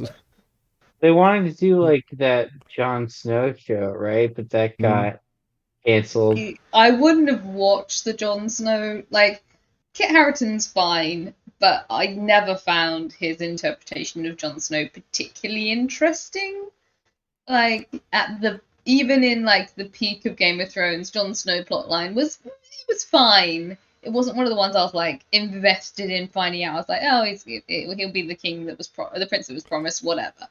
Like in the books, he's much more interesting. And then Kit Harington's performance of it was fine, but in comparison to the other characters, I like Jon in the show up until his resurrection, and then it was real. He got boring. Yeah, but I liked a lot of the other characters in the North. I like Alistair Thorne, like that. Whenever he was on screen, he was holding your attention. I like Master Aemon. I like Tormund. There were a lot. I was quite invested in a lot of what was happening up north, but Like I the don't know if North you was can. interesting, but I don't know if you can pin Jon a whole Snow as a show on it. central character was a bit. Yeah, and I gotta be honest, in a lot of cases, Bran could have been more interesting as well. Oh, Bran was a robot. Bran was as boring as Yeah, like a tree stump. yeah. Well, yeah. So I think, yeah, I wish they could have done a lot more with that. But yeah, and also like it's kind of sullen. I like the like. What about the Nymeria and the Dornish stuff or something like that? Like, okay, I'm going to be honest, right? And this is going to like feel free to like ban me from the internet or whatever, right? But on rewatch of Game of Thrones, the Dawn plotline wasn't that bad. I'm saying it. The Dawn plotline wasn't that bad. I know I that never sacrilege. understood. It wasn't my favorite, but I never Mm. understood the overwhelming hate for it. I think the I overwhelming. think the thing is, in the books, there was so much love for the Dawn plotline Mm, because they did a lot of kind of interesting stuff with it. And because you had a really diverse set of sand snakes that all had really interesting backstories and really interesting, like, different interpretations of how to do vengeance, do a lot with those really unique characters and what they can do. Like one of the mm, Sand Snakes is posing as a man in Old Town as a spy. Like right now in the chronology of the current mm. release books of Game of Thrones, of like Song of Ice and Fire. Like one of the Sand Snakes is still alive, being cool, like, posing as a boy in Old Town, doing spy shit in the Maesters.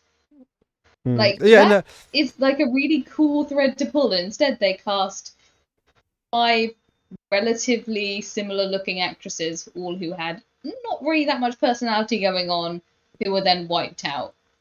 And yeah. it lacked a lot of the spice of the books. I get the sort of like, oh yeah, so they've reduced what was probably many people's favorite bits of the books, or certainly yeah, like a highly acclaimed bit, to a much more simple plot line. But the thing but it wasn't as like everything in the North is very dour. Like it was a vibes based story in a lot of cases. Like it was just an adventure. They even sort of spell it out relatively overtly. Oh, we're off to rescue a princess. And I think that like yeah, like it didn't have the twists and turns of a proper Game of Thrones plot, but like compared to the the it added to the bits around it as well. There were like a lot of the rest of the plot was very dour at the time and kind of a bit sullen, and the colors of dawn and the lightness of it really kind of it was okay. Like I'm not going to die on that hill. And I'm not going to say that it couldn't have been done really well, like a lot better in the books. But I I'm not mean, the thing is, in comparison to the turd that is the last couple of seasons, the mm, Dawn plotline is pretty shiny. yeah, like it's and also that kind of yeah, like watching the whole thing as a whole, there were yeah, there were on rewatch a lot of earlier Game of Thrones stuff was quite bad as well. It's just that Yeah, some of the yeah, exposition was a bit chunky. yeah, like I definitely season 2 House of the Dragon feels far and away the most refined and is only held back by things that it has basically no control over. It's held by it's held back by the fact that it's a prequel. It's held back by the fact that it obviously has not been as much time and depth to a lot of the characters, but they're filling that in infinitely better than you can realistically even expect of them. It's just a literal matter of time, right? Where they are but mere mortals making this show at the end of the day. And I, like I said, I give the episode 5 a 10 out of 10. Like it's the second 10 out of a 10 in the series, in my opinion. I couldn't call whether or not this or episode 2 was like the best of House of the Dragon so far. Different maybe for different reasons, but I don't know. How does it place on your guys's like ranking system? Rest that or the episode 5, I think. Yeah, 10 out of 10 for me, Mm, for sure. I don't know because as I said, normally I watch each episode at least 2 to 3 times before doing this shiz, and instead of doing that, I watch both the episodes back to back one time because this last couple of weeks have been a bit nuts.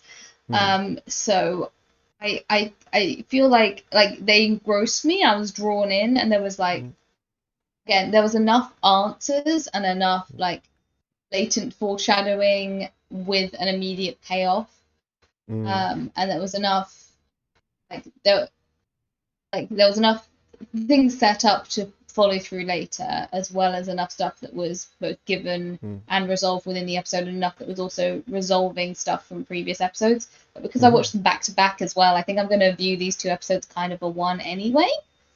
So yeah. It was very enjoyable. I definitely was engrossed. I don't know whether or not I could put a rating to it without watching it at least Absolutely. one more time, just so that I've got an equal experience to what I would normally have. Yeah. You got consistent benchmark testing, absolutely. And I mean, I'm gonna rewatch these again before the. I always say that like it's hard to find the time. It's 2 hours, but I really do want to try and find the time to get through them again. Those last 2 episodes, because they, like this is the best of it. But also with Rhaenyra, who was sent away to Essos with 4. I've got Rhaenyra the Unloved in my notes. I'd be so pissed if I was her. She seems to like, but yeah, she might get a hatchling. She might finally get a hatchling. She has to, right? Like she's got 4 eggs, 3 of which appear in Game of Thrones. Where does the other egg go? So, which is interesting because from what I've heard from the books, the general consensus is Dany's eggs were actually potentially hatched from Dreamfire and were something to do with, I think, one of Sterris's aunts that took it down to Essos. I feel like there's a chain, like there was a cool like pirate lady. There was a cool pirate lady, Targaryen at some point, who was the one who, like, I think she went off, had a lesbian affair, was a cool pirate lady, stole some of Dreamfire's eggs, and took them off to Essos. So I don't mind them messing with the continuity of the books because that's absolutely fine. Like for something like Easter egg that is literally dragon eggs that look like Dany's eggs, it totally makes sense for that to be sort of the kind of throwaway reference to Game of Thrones proper that you can get away without it being like, haha, Melisandre, or look, this is going to be the thing. Like the dagger and Dany's eggs are the sort of things you can get away with showing where it totally makes sense. Yeah, there are artifacts, much, like, hook you there. Yeah. But yeah, poor old Rhaenyra. Yeah. But also it could be the case that depending on how the Dance of Dragons pans out, one of the things about Dance of Dragons that I'm really enjoying is that basically it's propaganda wars in a lot of cases. And it might very well be the case that in the chaos that's, as the chaos plays out, it could be the case that the history of where the eggs comes from kind of gets muddied. And maybe people start making claims to them. They go, actually, those are our eggs because they are from so-and-so, and, I mean, I'm only shooting from the hip here, but it's distinctly possible, especially if Rhaenyra were to hatch one of those dragons and die. Where do those 3 eggs go? Do they go to, was it that Mapatis guy or someone else? Maybe they get handed around a bit. Presumably, if they're setting it up that they're ending up in Pentos, it kind of works out pretty well that would then fall round to Dany in the amorphous future. Like it was sad to see the baby kids go. I'll be interested to know. So obviously, part of what's happening with Daemon and his hallucinations, poison, mold issues / some other magic shit that's going on with him is he's not able to focus on the political situation very well. And so I don't think he's been informed that Rhaenyra was attacked in her own home and that she's sending their kids away. because he's He been doesn't, theoretically out does of contact he? this whole time. So he's gonna come back home, and Mm. his kids are going to be gone. So we've got Baylor, who he somewhat notices as a human being occasionally. Rhaenyra, who he's never noticed, who's going to be gone. But then his like trueborn kids with Rhaenyra are gonna just be gone. He's gonna come back to his like cared for descendants who are true Targaryen incest babies. Um, like gone. Yeah. And like he's gonna be pissed. Yeah, well, maybe. Yeah, yeah. It's like, where do you put them? I He hasn't really shown any affection to either of his kids mm, Well, so we've seen far. him not pay any attention to like Lena's kids. Like when Rhaenyra was pregnant, he was like Right. rubbing her belly. He like helped bring baby Aegon the Younger to see mm, Viserys. Like there is, at least even with these dreams, there is a level of him loving Rhaenyra because he loved his brother, and by proxy, he would probably love his kids because they're, his brother's grandkids. mm. Incest is fun. Um, And it, like, yeah. So, but either way, he's gonna like. How much of the political situation is he actually able to comprehend in his mental state at the moment? Because he had it like saying to a Tully, "Why don't you just put a pillow over your grandfather's face?" When the Tully's words are like Mm, family duty honor. Like that's not him being a mm, sassy prince. That's him mm. completely and utterly forgetting what the plot of the story is. It's like, I've got this cloak of invisibility. I put it on whenever I murder someone. You got to make sure the hood goes up, and you can basically To just cover get I, up away your with I, big any wig. crimes. Yeah. I have to say that they're absolute cowards for not saying the name uh of Grover's father, or is it Oscar? Who is the Tully that we see in the I episode? Is think that they did. Grover or I Oscar? think they have. I think they have named Grover the Muppet Tullys. Yeah. Yeah, Yeah. yeah. But so I think Oscar is the grandson of Grover, but they don't name who Oscar's father is, and that's Elmo. Um, Elmo Tully. that yeah. So they I got two mean, out of three of them. I mean, And he has in a terms brother of, named Kermit. But I don't know if Kermit is gonna. I think they might have cut Kermit from the show. I mean, they can probably like pronounce it like Kermit or like. There's probably a way of doing it that I sounds think they should have gone cooler than all out with it. I think they should have added a couple like Swedish like Chef Mrs. Tully Piggy. Swedish Chef Tully. and Beaker Scooby Tully. Dooby Dooby, Uh, Scooby Dooby. what are the two old men? Oh Oh, yeah, Oh, the guys in the balcony. yeah. yeah. Like, it's like, oh man, I love those guys. They're great. My head is just going to You Marley make and such Marley good from. commentary on this show. Yeah, Marley and Marley. Uh, Woo! They would that make is like the most like I thought he was gonna like this is the worst show in the world. I could be in the audience. Well, you could be being crushed under a dragon. Oh, Stalter and Waldorf. that's the Stalter and one. Waldorf Tully. Yeah, I Statler. could totally Those would see be a good character being names. called Those would be great Waldorf. Yeah, names. those are actual names that would fit in 100%. the Game of Thrones world. Yeah, 100%. Waldorf Tully. Like Yeah. one of them's a Bracken and one of them's a Blackwood, and they're just Yeah. bantering. I did Yeah. wonder, like in the episode where they first reintroduced the Brackens and the Blackwoods, I was like, is one of these dudes going to be the one who tried to get Rhaenyra back in the day and ended up stabbing the other one in the gut, like the little kid who was like, yeah, that's right. Mm. And then they did actually introduce him later on, and I was like, Mm. okay, but then Damon clearly didn't have the brain capacity to be like, is this the one who got like stabbed someone to try and win Rhaenyra's hand? Yeah, I Yeah, mean, that's them. I'm going to be interested to see like how what kind of army is Damon actually going to raise? Like, does the he's 'Cause, not like, doing great politicking right yeah, now. he He's seems to be kind flailing of, around a lot. I mean, he's high slash poison slash cursed slash haunted. Like I really like. I'm curious as to which one he is because I well, I we're not he's good. just floundered for 2 episodes. He's. I Which mean, he's just. for a very motivated character, seeing him flounder is a bit annoying.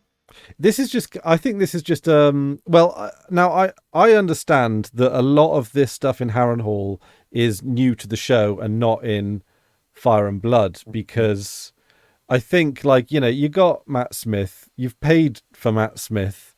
You got to get your money's worth out of Matt Smith, right? Like, he's giving up probably some Marvel movie or something to do this, right? So He's giving up Morbius too. yeah, Morbius too, yeah. yeah. Morbius too, So Electric Boogaloo. so back to the He Morbius. deserves another shot at a different Marvel character. So Oh, yeah, wouldn't so it be like funny if he didn't manage to get into Morbius, but then like got to star in Blade, Yeah, so like if as they like ever another make that vampire movie. character. so yeah, like I think a lot of this, I think some of this is going to be like unfolding some lore around Harrenhal, which I think is interesting. Like, it's an interesting place. It's I mean, pivotal Alice has in. got vibes. Yeah, Alice is a good on-screen presence. Like, she's kind of good. Like, I like her more than Melisandre, because Melisandre was a one-note song.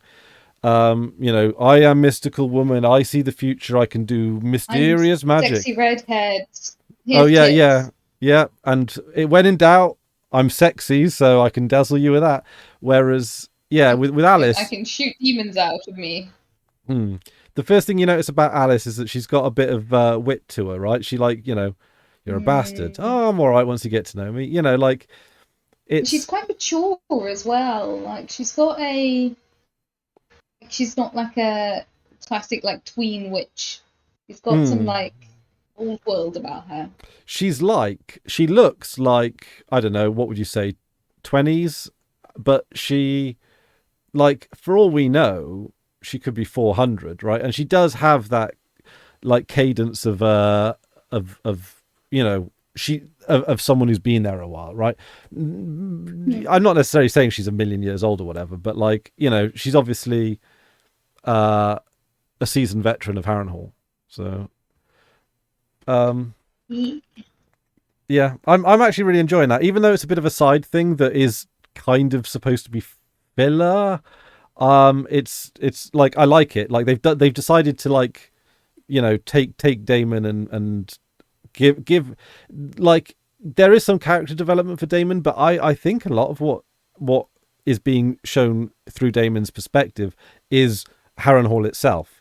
It is this weird and twisted castle, and he's just the plot device that we're sort of seeing Harrenhal through, I guess. I mean, Yeah. there'll be a I'm point to it. interested. I'm interested to see like his vision so far of being both telling and very abstract, which I've been enjoying a lot. But they're also like, they're not like, there's a habit usually when a character starts hallucinating in this sort of media where they make it slower and more progressive. So you have like, they're kind of mumbling to themselves and you don't really see what they're seeing, and maybe like they see something out the corner of their eye, but you don't really, like, you can kind of write it off. And this went straight to like waking hallucinations that are distracting him from his job. And so like, it's more of a mission to see how far down the rabbit hole and how badly it affects him before it gets better, It more might be the than a case that progression to see how it get worse. it might be a case that he just goes home and all is well. But what I hope to see, we're seeing some weirwood magic here and that kind of stuff. I would like to see more about the Isle of Faces. I hope that he takes a jaunt over there, because the thing is, right, the Isle of Faces really kind of, I don't know, like, you look at the map, right? You look at the map of Westeros, and you got this eye, God's eye, right in the middle of the island, where the only thing that we see for it, right, is the only scene that is set on it is the scene where Lyanna Stark gets married to Aegon. Is it Aegon Targaryen, the son of the Mad King? Rhaegar. Rhaegar, that's the one. Yeah. Rhaegar. So yeah, so that took place, as I understand it, on the Isle of Faces. But by Harrenhal was where the Ned Stark and Robert Baratheon and their party camped up at the it's episode 2. So yeah, I want to see Isle of Faces more. I want to see, like, so much has happened there, and actually what might be quite interesting as well, and I don't know if they've done this, is they might start opening up Harrenhal, as in like more lore about Harrenhal, more lore about the Central Riverlands, because Night of the Seven Kingdoms is coming down the pipeline, and it's like, it's a little bit of like familiarizing the audience with the magic and mystery around Harrenhal, how it's got that connection to the old gods, and then how when that gets tied in with is it the tourney of Harrenhal is that's not Duncan the Tall. Actually, no, I'm thinking Harrenhal is where Ned's brother meets Lyanna Stark and Rhaegar meets Lyanna Stark. I'm thinking of Summerhall. Is it Summerhall? Hall is where Dany is born, and Egg, once he's all grown up, dies trying to make dragons happen. Okay. Sorry, is that Summerhall? And that's Summerhall, yeah. So that's where Jenny of Oldstones is and all that jazz. Where's which Summerhall? When in fact I need to check this, because I thought when Daemon was hearing humming and then he came across baby Rhaenyra and sewing up the baby neck, that she was humming Jenny of Oldstones. But actually, I need to maybe go back and see whether or not she was humming the lullaby that she was singing to Nymeria. It'd be interesting. I'm sure there's something on this, like, behind the scenes regarding soundtracking, what tune Vision baby Rhaenyra was humming, because I feel like that's a sort of like the same sort of, if you are musically literate, which I am not, if you're the kind of person who is musically literate, I'm sure like it was the equivalent of hearing the Rains of Castamere in the Red Wedding. Like, there was probably what she was humming meant something from what we've seen before or what we're coming after. It's probably pretty cool. Like, I love how abstract the visions are. And like, yeah. Nice. Cool. Jenny, you said you had a hard out at past, so yes. So quick notes. We've already talked about the baby Blackwood being the one that we meet later. Burning the mill is cycle revenge. That's not my thought. I clicked on Ultra Effects and then closed the tab before I could hear much more because I didn't want to be spoiled. But thank you, Ultra Effects, for that. There was a lot of rounds and cycles windmill, in that. Cannot fault the keeping of oaths is something that's interesting that Rhaenyra said.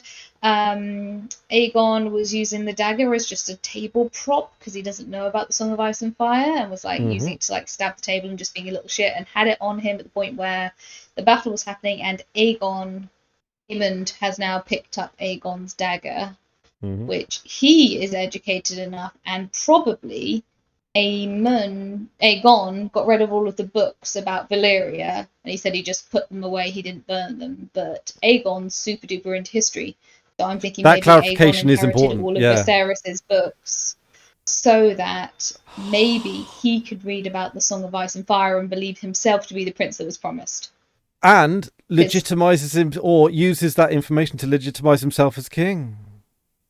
Potentially, he could then say, well, actually, my father was talking about me, the prince that was promised, that is in the old Valyrian book, that maybe Samwell Tarly in the future will read, which was part of Viserys's book collection, which Aegon kicked out of his offices at the same point that probably he was smashing up Aegon's statues.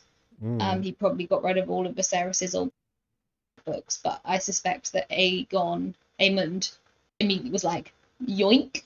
I'm assuming that Lord Hand is able to command armies, but it seems really stupid to put your Lord Commander as Lord Hand, because then who is your Lord Commander? Yeah, and you've if basically you're sending not out got a your hand. hand into battle, and you've got like no intelligence or like no Well, also second command. he can do like being a hand doesn't help him as a commander of an army in any way, shape, or form. Like No. being a hand of the king is an administrative role. He literally he doesn't have a hand of the king. Like everyone around that small council table is like literally they got their head in their hands by like you've just gotten rid of like the team leader. Like Exactly. or like So that's why Alicent's like, guys, grow the fuck up. Like there is no one running this council right now.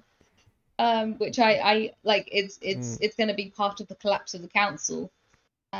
So that's like, and also like Aegon's already made a minor enemy of the Lannisters because he was like belittling him when Jacaerys was there. A little kid, he was like belittling the Lannisters with that. He's told them that he's bored. He doesn't listen to Orwell. He's accused them of being traitors. He's hiring dumb shits to be the Kingsguard, who are clearly like they have no sense of like piety or like patience or any of the skill sets they need, which is why Christian was like, "Oh my god, you guys just stand up straight while you're around me at least." They're turning up hungover. They have no respect for like the chastity of their role. Like he's like an unpopular dude.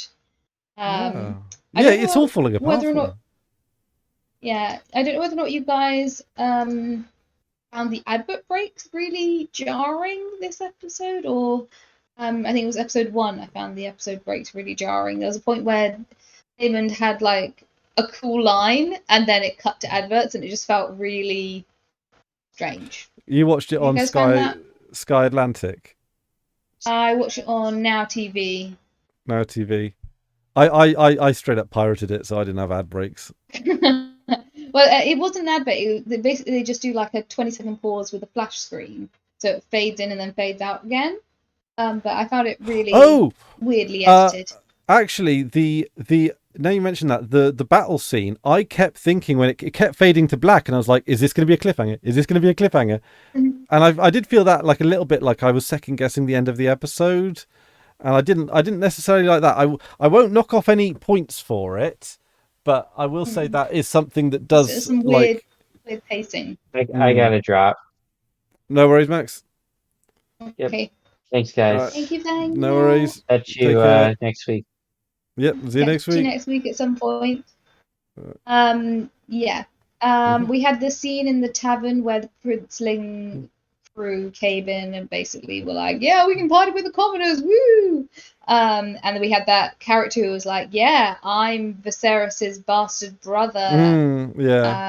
I shouldn't tell you this because they might kill me, but here I am telling a random stranger over drinks that I'm a bastard heir to the throne." Would you like a spoiler about him?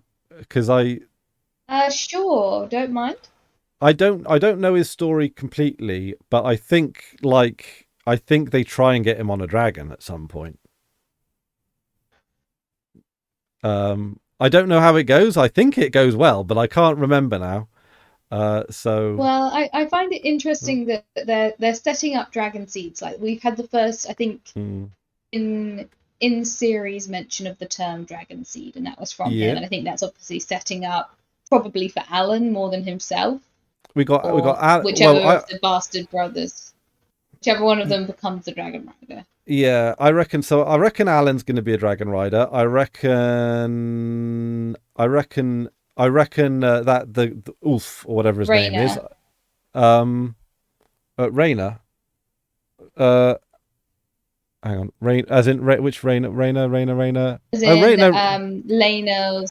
Elena's children. Oh yeah. Baela can ride and Lena can't. Yeah, Lena might get the one that she's got over in Essos.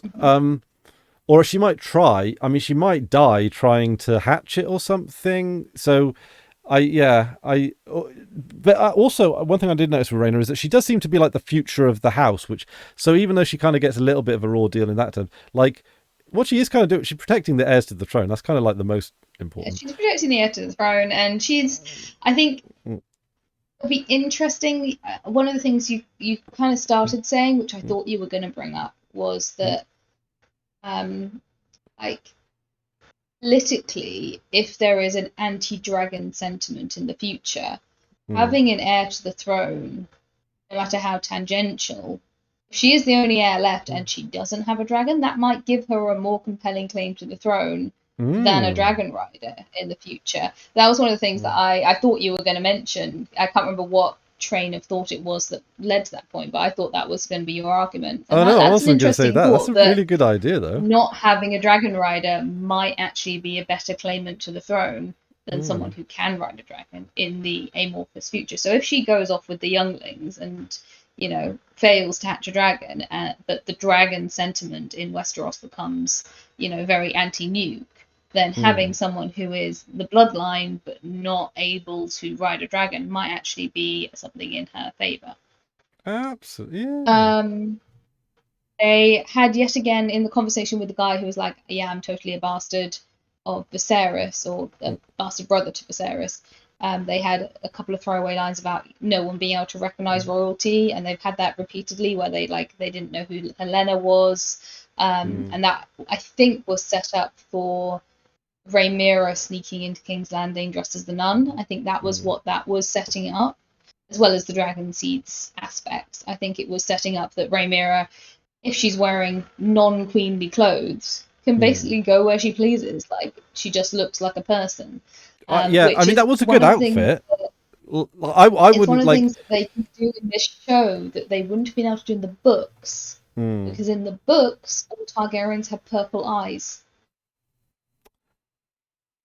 Yeah. So that's interesting to me, that this is one of the things that, because of the decision to not do contact lenses because it impedes the performance of the actors, they have actually managed to create nice little patterns for this story that they wouldn't be able to do in the books. Possibly, but then like there are Targaryen bastards with purple eyes, which doesn't seem but it makes it harder. Yeah. Again, we had royals recklessly cavorting with the king of the crown of King's Landing just randomly going to a brothel and a pub with like a bunch of like dumb shits for guards. Like that kid deserved to die, basically. Like, he's just so stupid. Like, anyone could have just reached up and stabbed him in the back. And then it also had him like obviously disturbing the brothel workers. Not obviously, he probably paid for whoever it was, one of his companions, to spend the night, but he was also interrupting service of other patrons. So that might again contribute to the anti-royalist feeling in King's Landing. There'll be I a really commoner enjoyed uprising, the conversation.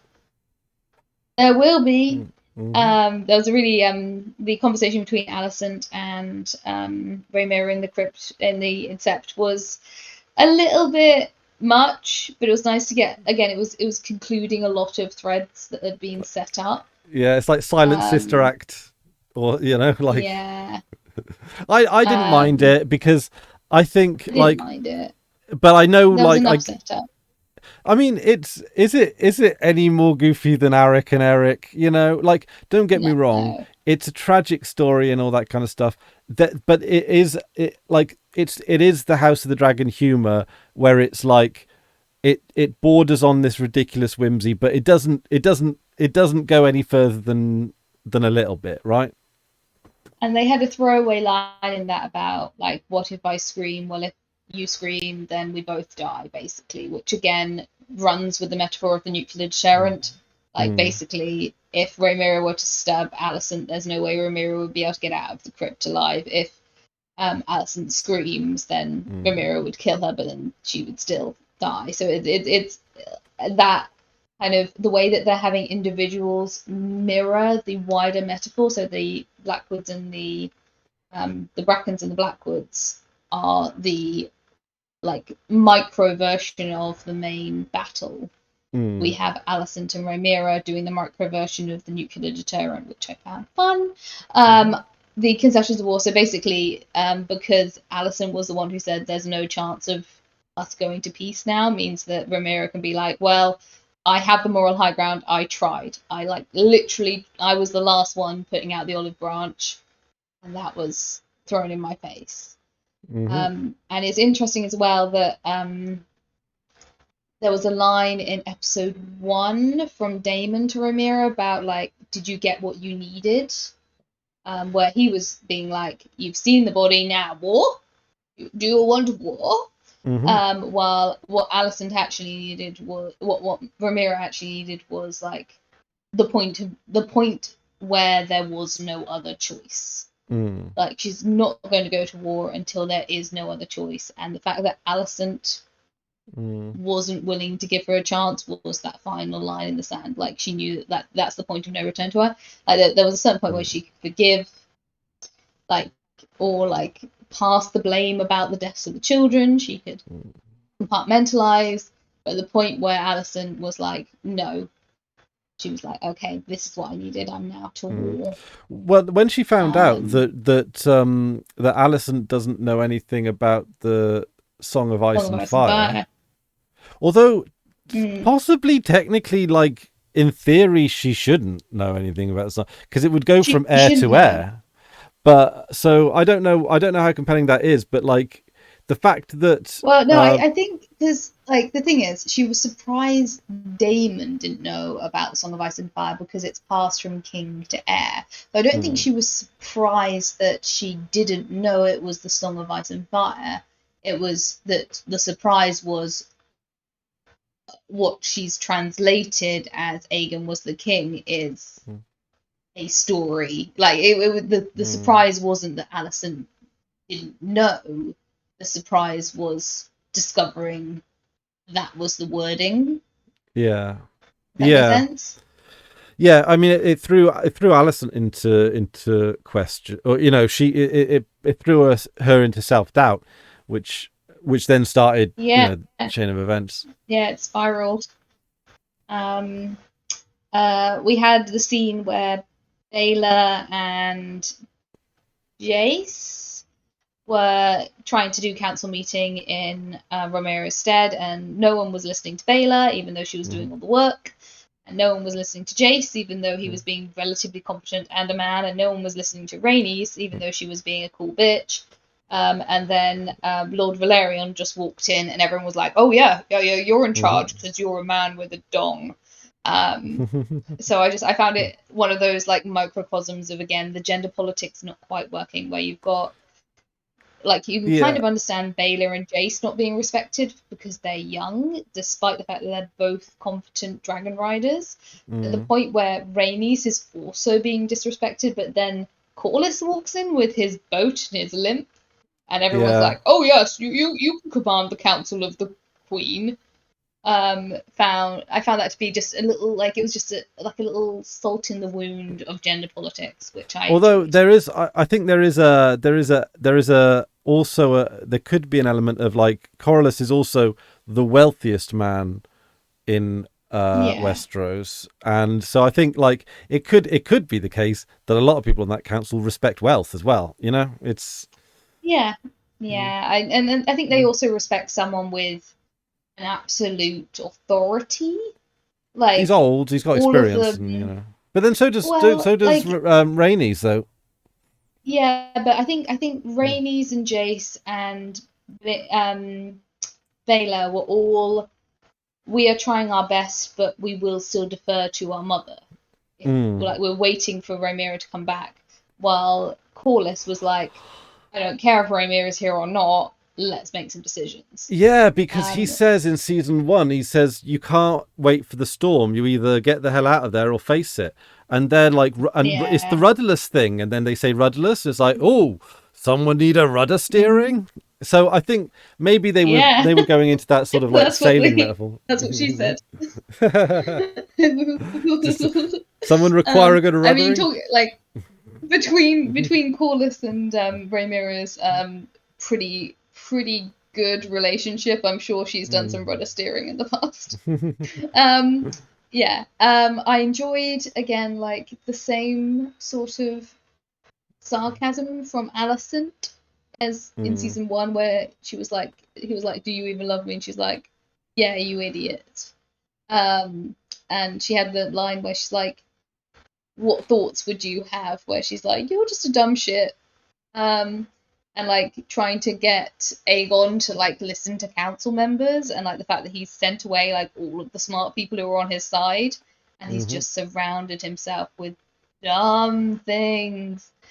Yeah, Like she was queen regent for a long, or like acting queen for a long time. Her yeah. father was a really talented lord, and like she's like he doesn't look after his council. It was just really funny to me. Like again, we were talking about Mm, season one, how it was so dour. yeah. Those little moments of levity where she's like, "What? You're just so stupid. You're Mm. just so stupid." Honest to goodness, Um, like I'm so glad they actually managed to bring in some good like pace changes and vibe changes. I honestly I didn't expect them to manage to like U-turn the only thing that I wish was different. But and they did it. yeah, well done to them. Um, they had the line fear versus rationality. Like it's not fear, it's rational. Which has Yeah, that's been good. kind of like the argument of a lot of the female characters in this, where it's like it's not emotional. Like I can make a decision without it being an emotional one. But it's also interesting that obviously that was Alicent's brother's line. But what was actually happening was he wasn't seeing the whole plan. Yeah. Like the whole point of that thing was for them to be super visual to draw out a dragon. Like it was a trap. Which it makes sense not to necessarily share with everyone, but I feel like maybe Crystal could have shared the I don't information with know him, but I suppose they're how not well trusted. I don't know how utilitarian Cole is, but if he goes up to I'm just trying to find Kingsland right. So if he goes up to like Rosby, Stokeworth, Duskendale and absorbs those armies into his forces, then does that mean that they are they undeclared? Are they loyal to Team Well, Black or what's interesting is if you say his plan all along, which hmm, presumably it was to make his way to Raven's Roost, which we know that there is a council member of Rhaenyra's in Raven Roost, hmm, which attacking would draw out one of her side. hmm, On his way, he can Shanghai some armies which he's not sure if they're 100% loyalty. Like it's hmm. you get absorbed into my army or you get put to the sword. Where's And Raven's he's got the Roost? perfect. What's it called? Not Raven's Roost. What's the name of the Rook's Rest. battleground? Rook's Rest. Sorry.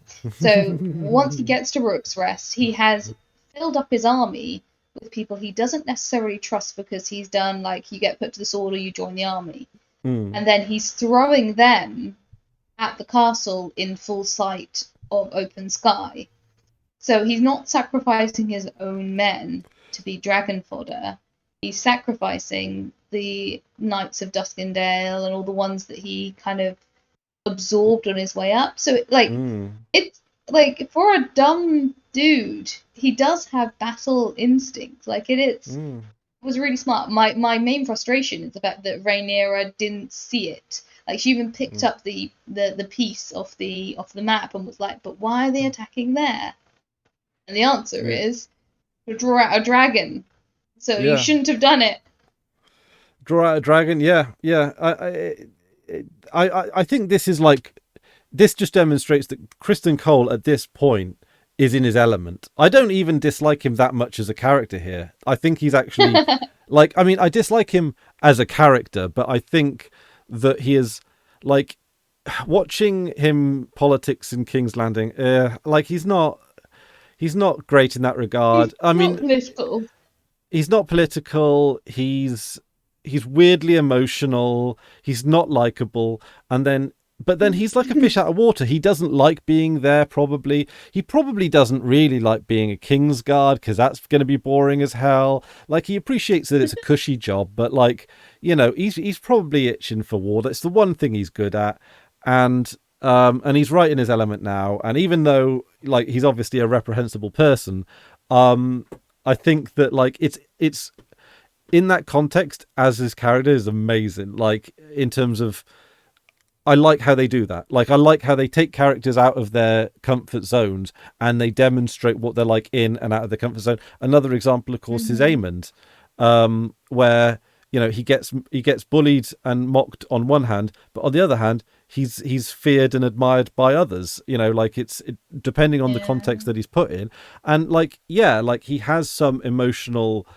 difficulties because he's seeking a mother figure in the madam of a brothel, but to be fair, it's better than seeking it with or doing whatever the fuck Aegon did.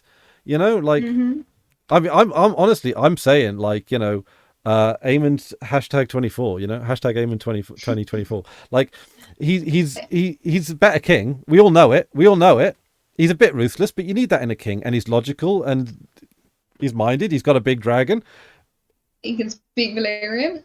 He can speak Valyrian, exactly. Like he's well educated, and he's probably good, and he understands like talking things through with an expert. He knows that Cole is a he's a veteran and a good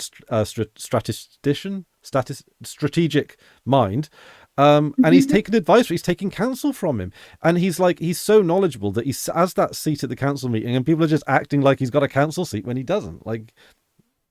But I think the show is deliberately trying to draw those two parallels between. But the thing is, I think that differs from the parallel between Viserys and Matt Smith. Hang on a minute, Daemon. Thank you. Because Daemon would never have been a good king. Whereas, so it's like there's almost like the contrast there. Whereas, yes, Viserys, not necessarily the best king in the world, but he did reside over a long period of peace, and for the most part. Like he had decent intentions, albeit ones that ended up going astray. And then of course you've got Daemon, who would have been an awful king, but he lusted after the power and the status and all the stuff that brought. Whereas with Aegon and Aemond, Aegon was he was the rightful king that was as the Viserys analog. But the counter is that Aegon is the shit king and Aemond is the good king. No, I say good king as in like the necessary, like it's all about what makes a good king. Is it someone who's got a firm hand? Is it someone that's actually kind of got a soft touch?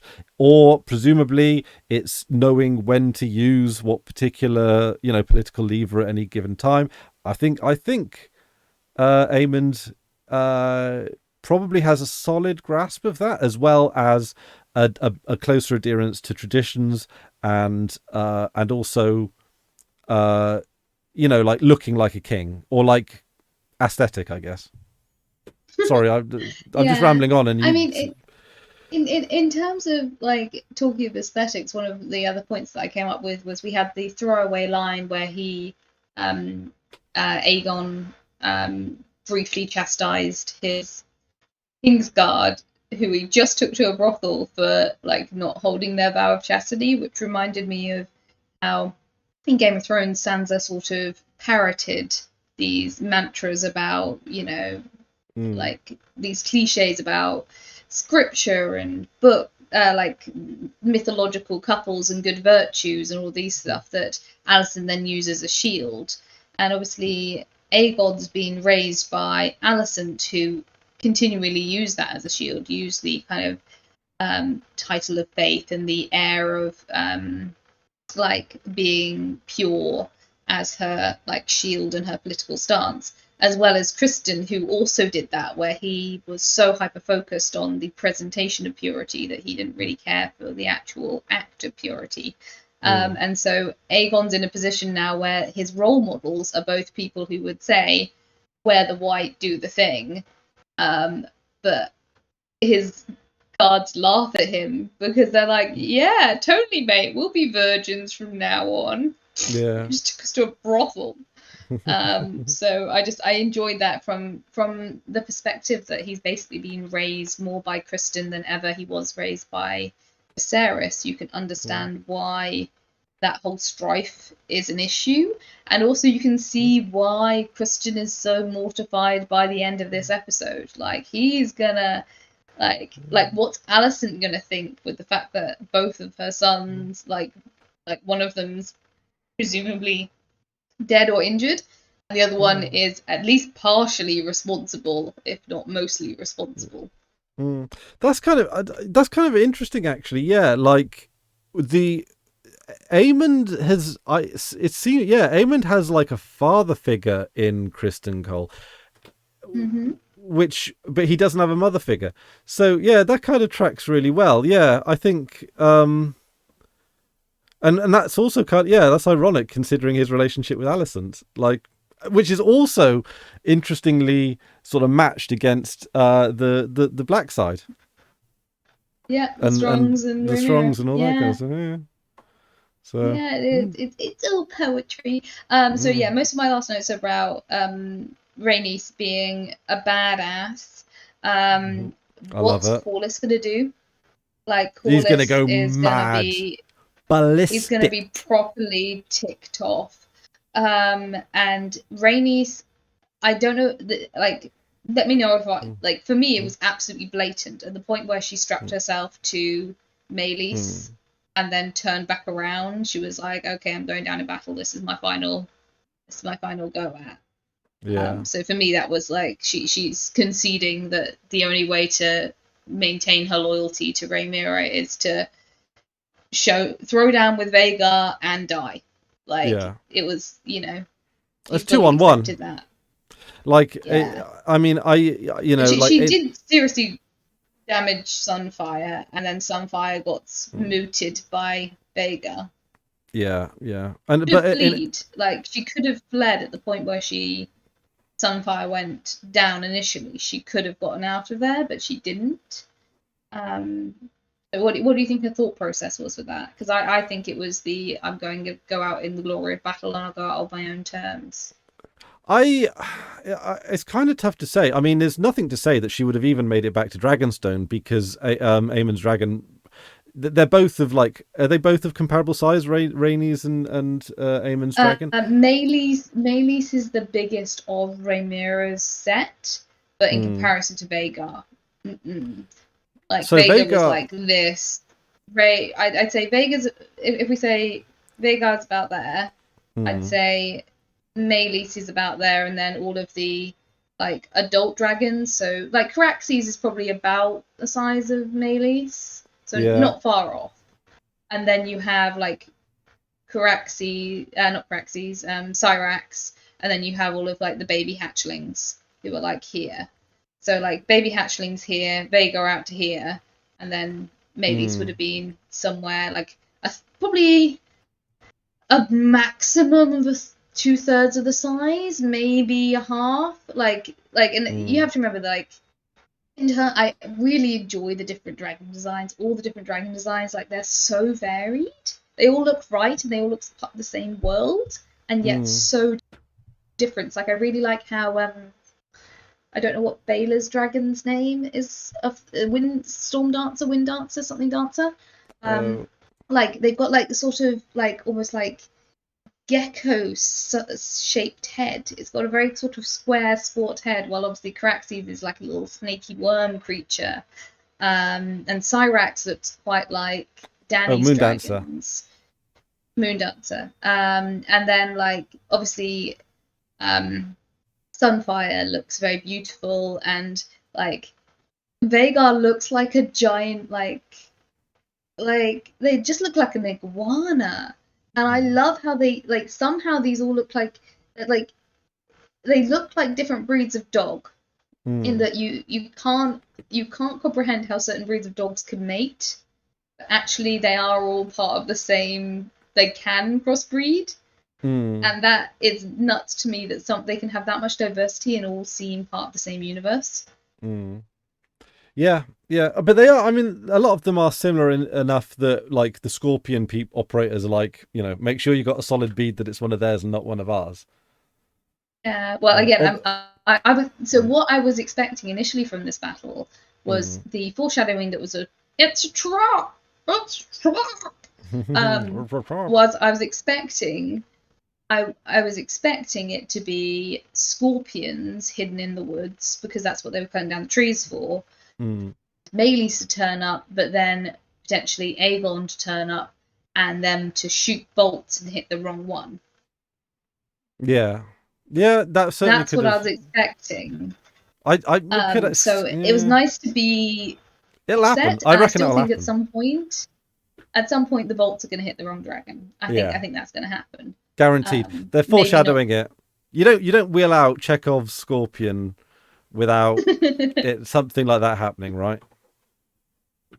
Yeah. I've made a note that Sunfire was on fire. Just because. We've already talked about the boiling blood. The Song of Ice and Fire being like briefed out, air like parent to heir, which I found interesting, and the fact that she also stated like I'm not letting out the nukes for no reason. Like I wouldn't let, like, the idea that she wouldn't let out the nuke, like, because Alicent brought up the Song of Ice and Fire. The part of the incentive to go to war is not fighting for a crown. There's a perhaps an argument to be had that Rhaenyra wouldn't go to war just for the sake of her own prestige. She will do it to protect her father's belief in the Song of Ice and Fire. Yeah. And so that's the thing that she needed. It wasn't like the thing she needed to release the nukes was the protection of that mythology. And I like the idea that the horrors I've released are not for the crown alone. Feels almost like this. It feels like very Oppenheimer. I feel like Oppenheimer could say something along the lines of like the horrors I've released are not for my own benefit or something like that, or like for my own prestige. It feels like the person who created the nuke. And last but not least, there was a throwaway line about, my lord, we should get you to cover at the point where Vega turned up. And I was just like, well, there's no cover from that giant grandma gecko. And thus endeth my notes. Awesome. Well, I'm sorry you've run half hour over your hard limit. So I mean, it's me. What is sleep? I'm I sorry, don't Jenny. do good sleep. I know I said this 2 weeks ago, but like I'm going to try super hard to get us started earlier. Max could have started earlier, and he's on a different time zone. I just busy times for me, but like anyway, thank you for all of that. Fortunately, I'm not on an early shift tomorrow. Like we're on summer work now, so I have to leave and start work at 6:45 now. Oh, that's still stupid. Shift. Oh, Jenny, you're not as young as you used to be. I know that's a horrible thing to say, but like I know I'm not as young as I used to be. It's like you can't. Oh. I get wrecked by it. But fortunately, I'm on late shift tomorrow, so I don't have to be at work until 12, which means that I don't have to leave until 10:30. So I can lie in. That's okay. So like if I go to sleep like right now, I could get like an 8-hour sleep. Nice. Like an adult. Yeah, I got yeah.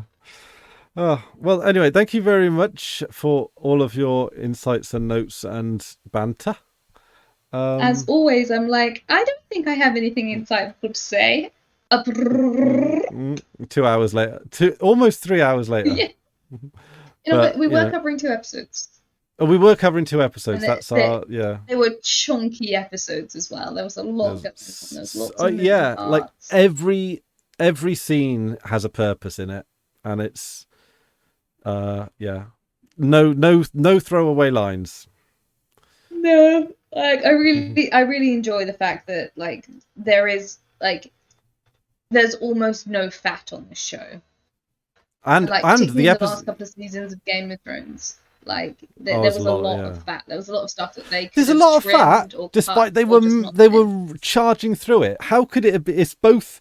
It's bad on contradicting fronts, but there we go. But yeah, like there was stuff in it that didn't need to be in it. It was a perfect microcosm of crap. How can it be burnt and undercooked? How can it have It's so much fat and also so little nutrition? the trouble is that yeah, Dan and Dave just gave up on it. I'm so glad they didn't Yeah. let them touch Star Wars in the end. They would have ruined Star Wars. Star Wars, I'm loving the Acolyte. I think that's Like I'm not thinking about Game of Thrones. Like I keep saying it. House of the Dragon is the healing salve for the trauma of the last couple of seasons of Game of Thrones. Like every single, in the same way that I feel like at least the first, talking of Star Wars, the first of the modern Star Warses was a competent answer to every single person who's gone, oh well, the stormtroopers can't aim, and it just felt like a rebuttal, and like it's a good rebuttal, and it's not like it's a rebuttal that's so good it stands on its own feet. It's like, okay, you didn't like unnecessary SA, let's turn that around. Let's turn away from the male gaze and have a female perspective story that's not preachy. It's a story about people with female centric focus. But it's not like, I can't remember which. I watched the live action Peter Pan. all right. Just for funsies, I and didn't know there was. it's like there's a reason why it's forgotten. It's kind of crappy.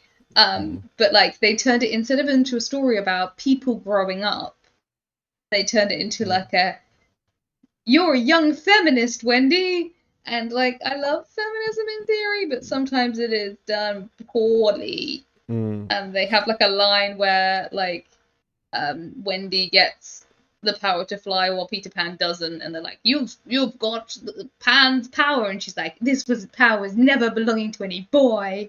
And I was just like, oh no.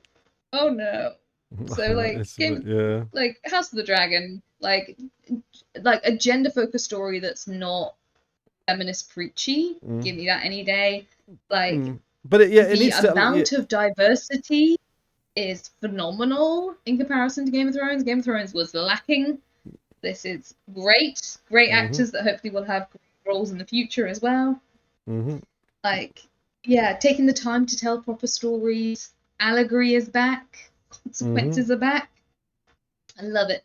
Yep, pacing and tone, particularly specifically in season 2. I'd almost want to say to like recommending it is start at season 2 almost. Like we both really enjoyed season 1, but like I'd still say start at season 1 just because like in a way I'd be really interested to talk to someone. I think I said this last year. To talk to someone who has only watched House of the Dragon, because there's all of the flaws of Game of Thrones. There are some core fundamentals of the lore set up. So like Targaryen dragons, Targaryen incest, like the location of the North, like those little things that are like woven into Game of Thrones, so you can automatically understand those core principles by the time you're in House of the Dragon. Yeah, I think it would be a bit of a struggle, considering how much we who have obsessed over this series are struggling with all of the similar names and the repeated names and the similar, like the incest chains. That's a good point. I someone who's coming in just to House of the Dragon don't understand the core physics of the universe, which is dragon hatching, Targaryen incest, the Red Keep, the Kingsguard, the Small Council, the North, the South, Pentos. Like, if you don't have that core mental geography, I don't know how you would be able to tether yourself into the incest spaghetti. Well, I mean, the story. I think it's interestingly telling that that HBO have released character guides, dragon guides, and a map for their world. Now, some people would say that's an admission of failure. You've written your story too complicated. Some people also might say that George Lucas at the beginning of the Star Wars films just throws up a prologue synopsis. Is just like, that's almost like breaking every rule in cinema, but for some reason kind of works. Same here. Yeah, you know. Well, I had an interesting conversation. I can't remember if I mentioned this in a previous podcast, but when episode 1 came out of season 2 of House of the Dragon, I was chatting with one of my colleagues. He's from a different department, and he had watched season 1, but hadn't obsessed in the way that we had. He'd watched it casually, and it's been 2 years, and he was like, "Oh yeah. There's the cool guy with the scar on his eye, and he works for the good guys, right? The good guys are the ones with the blonde. I hate the red-headed girl, and the red-headed girl is the one who's like, is she like?" And he'd had some aspects remembered, but he'd confused, like, some of the greens were on the black side and some of the blacks were on the green side, and like he'd also was, saying the good guys and the bad guys, and yes, we are skewed towards rooting for the blacks, and that is. Oh, I think I've lost Jenny. Oh, 1 second. Let's see if we can get her back. I might. I hope that's not my internet. Right. Let's find out. Let's see. Okay.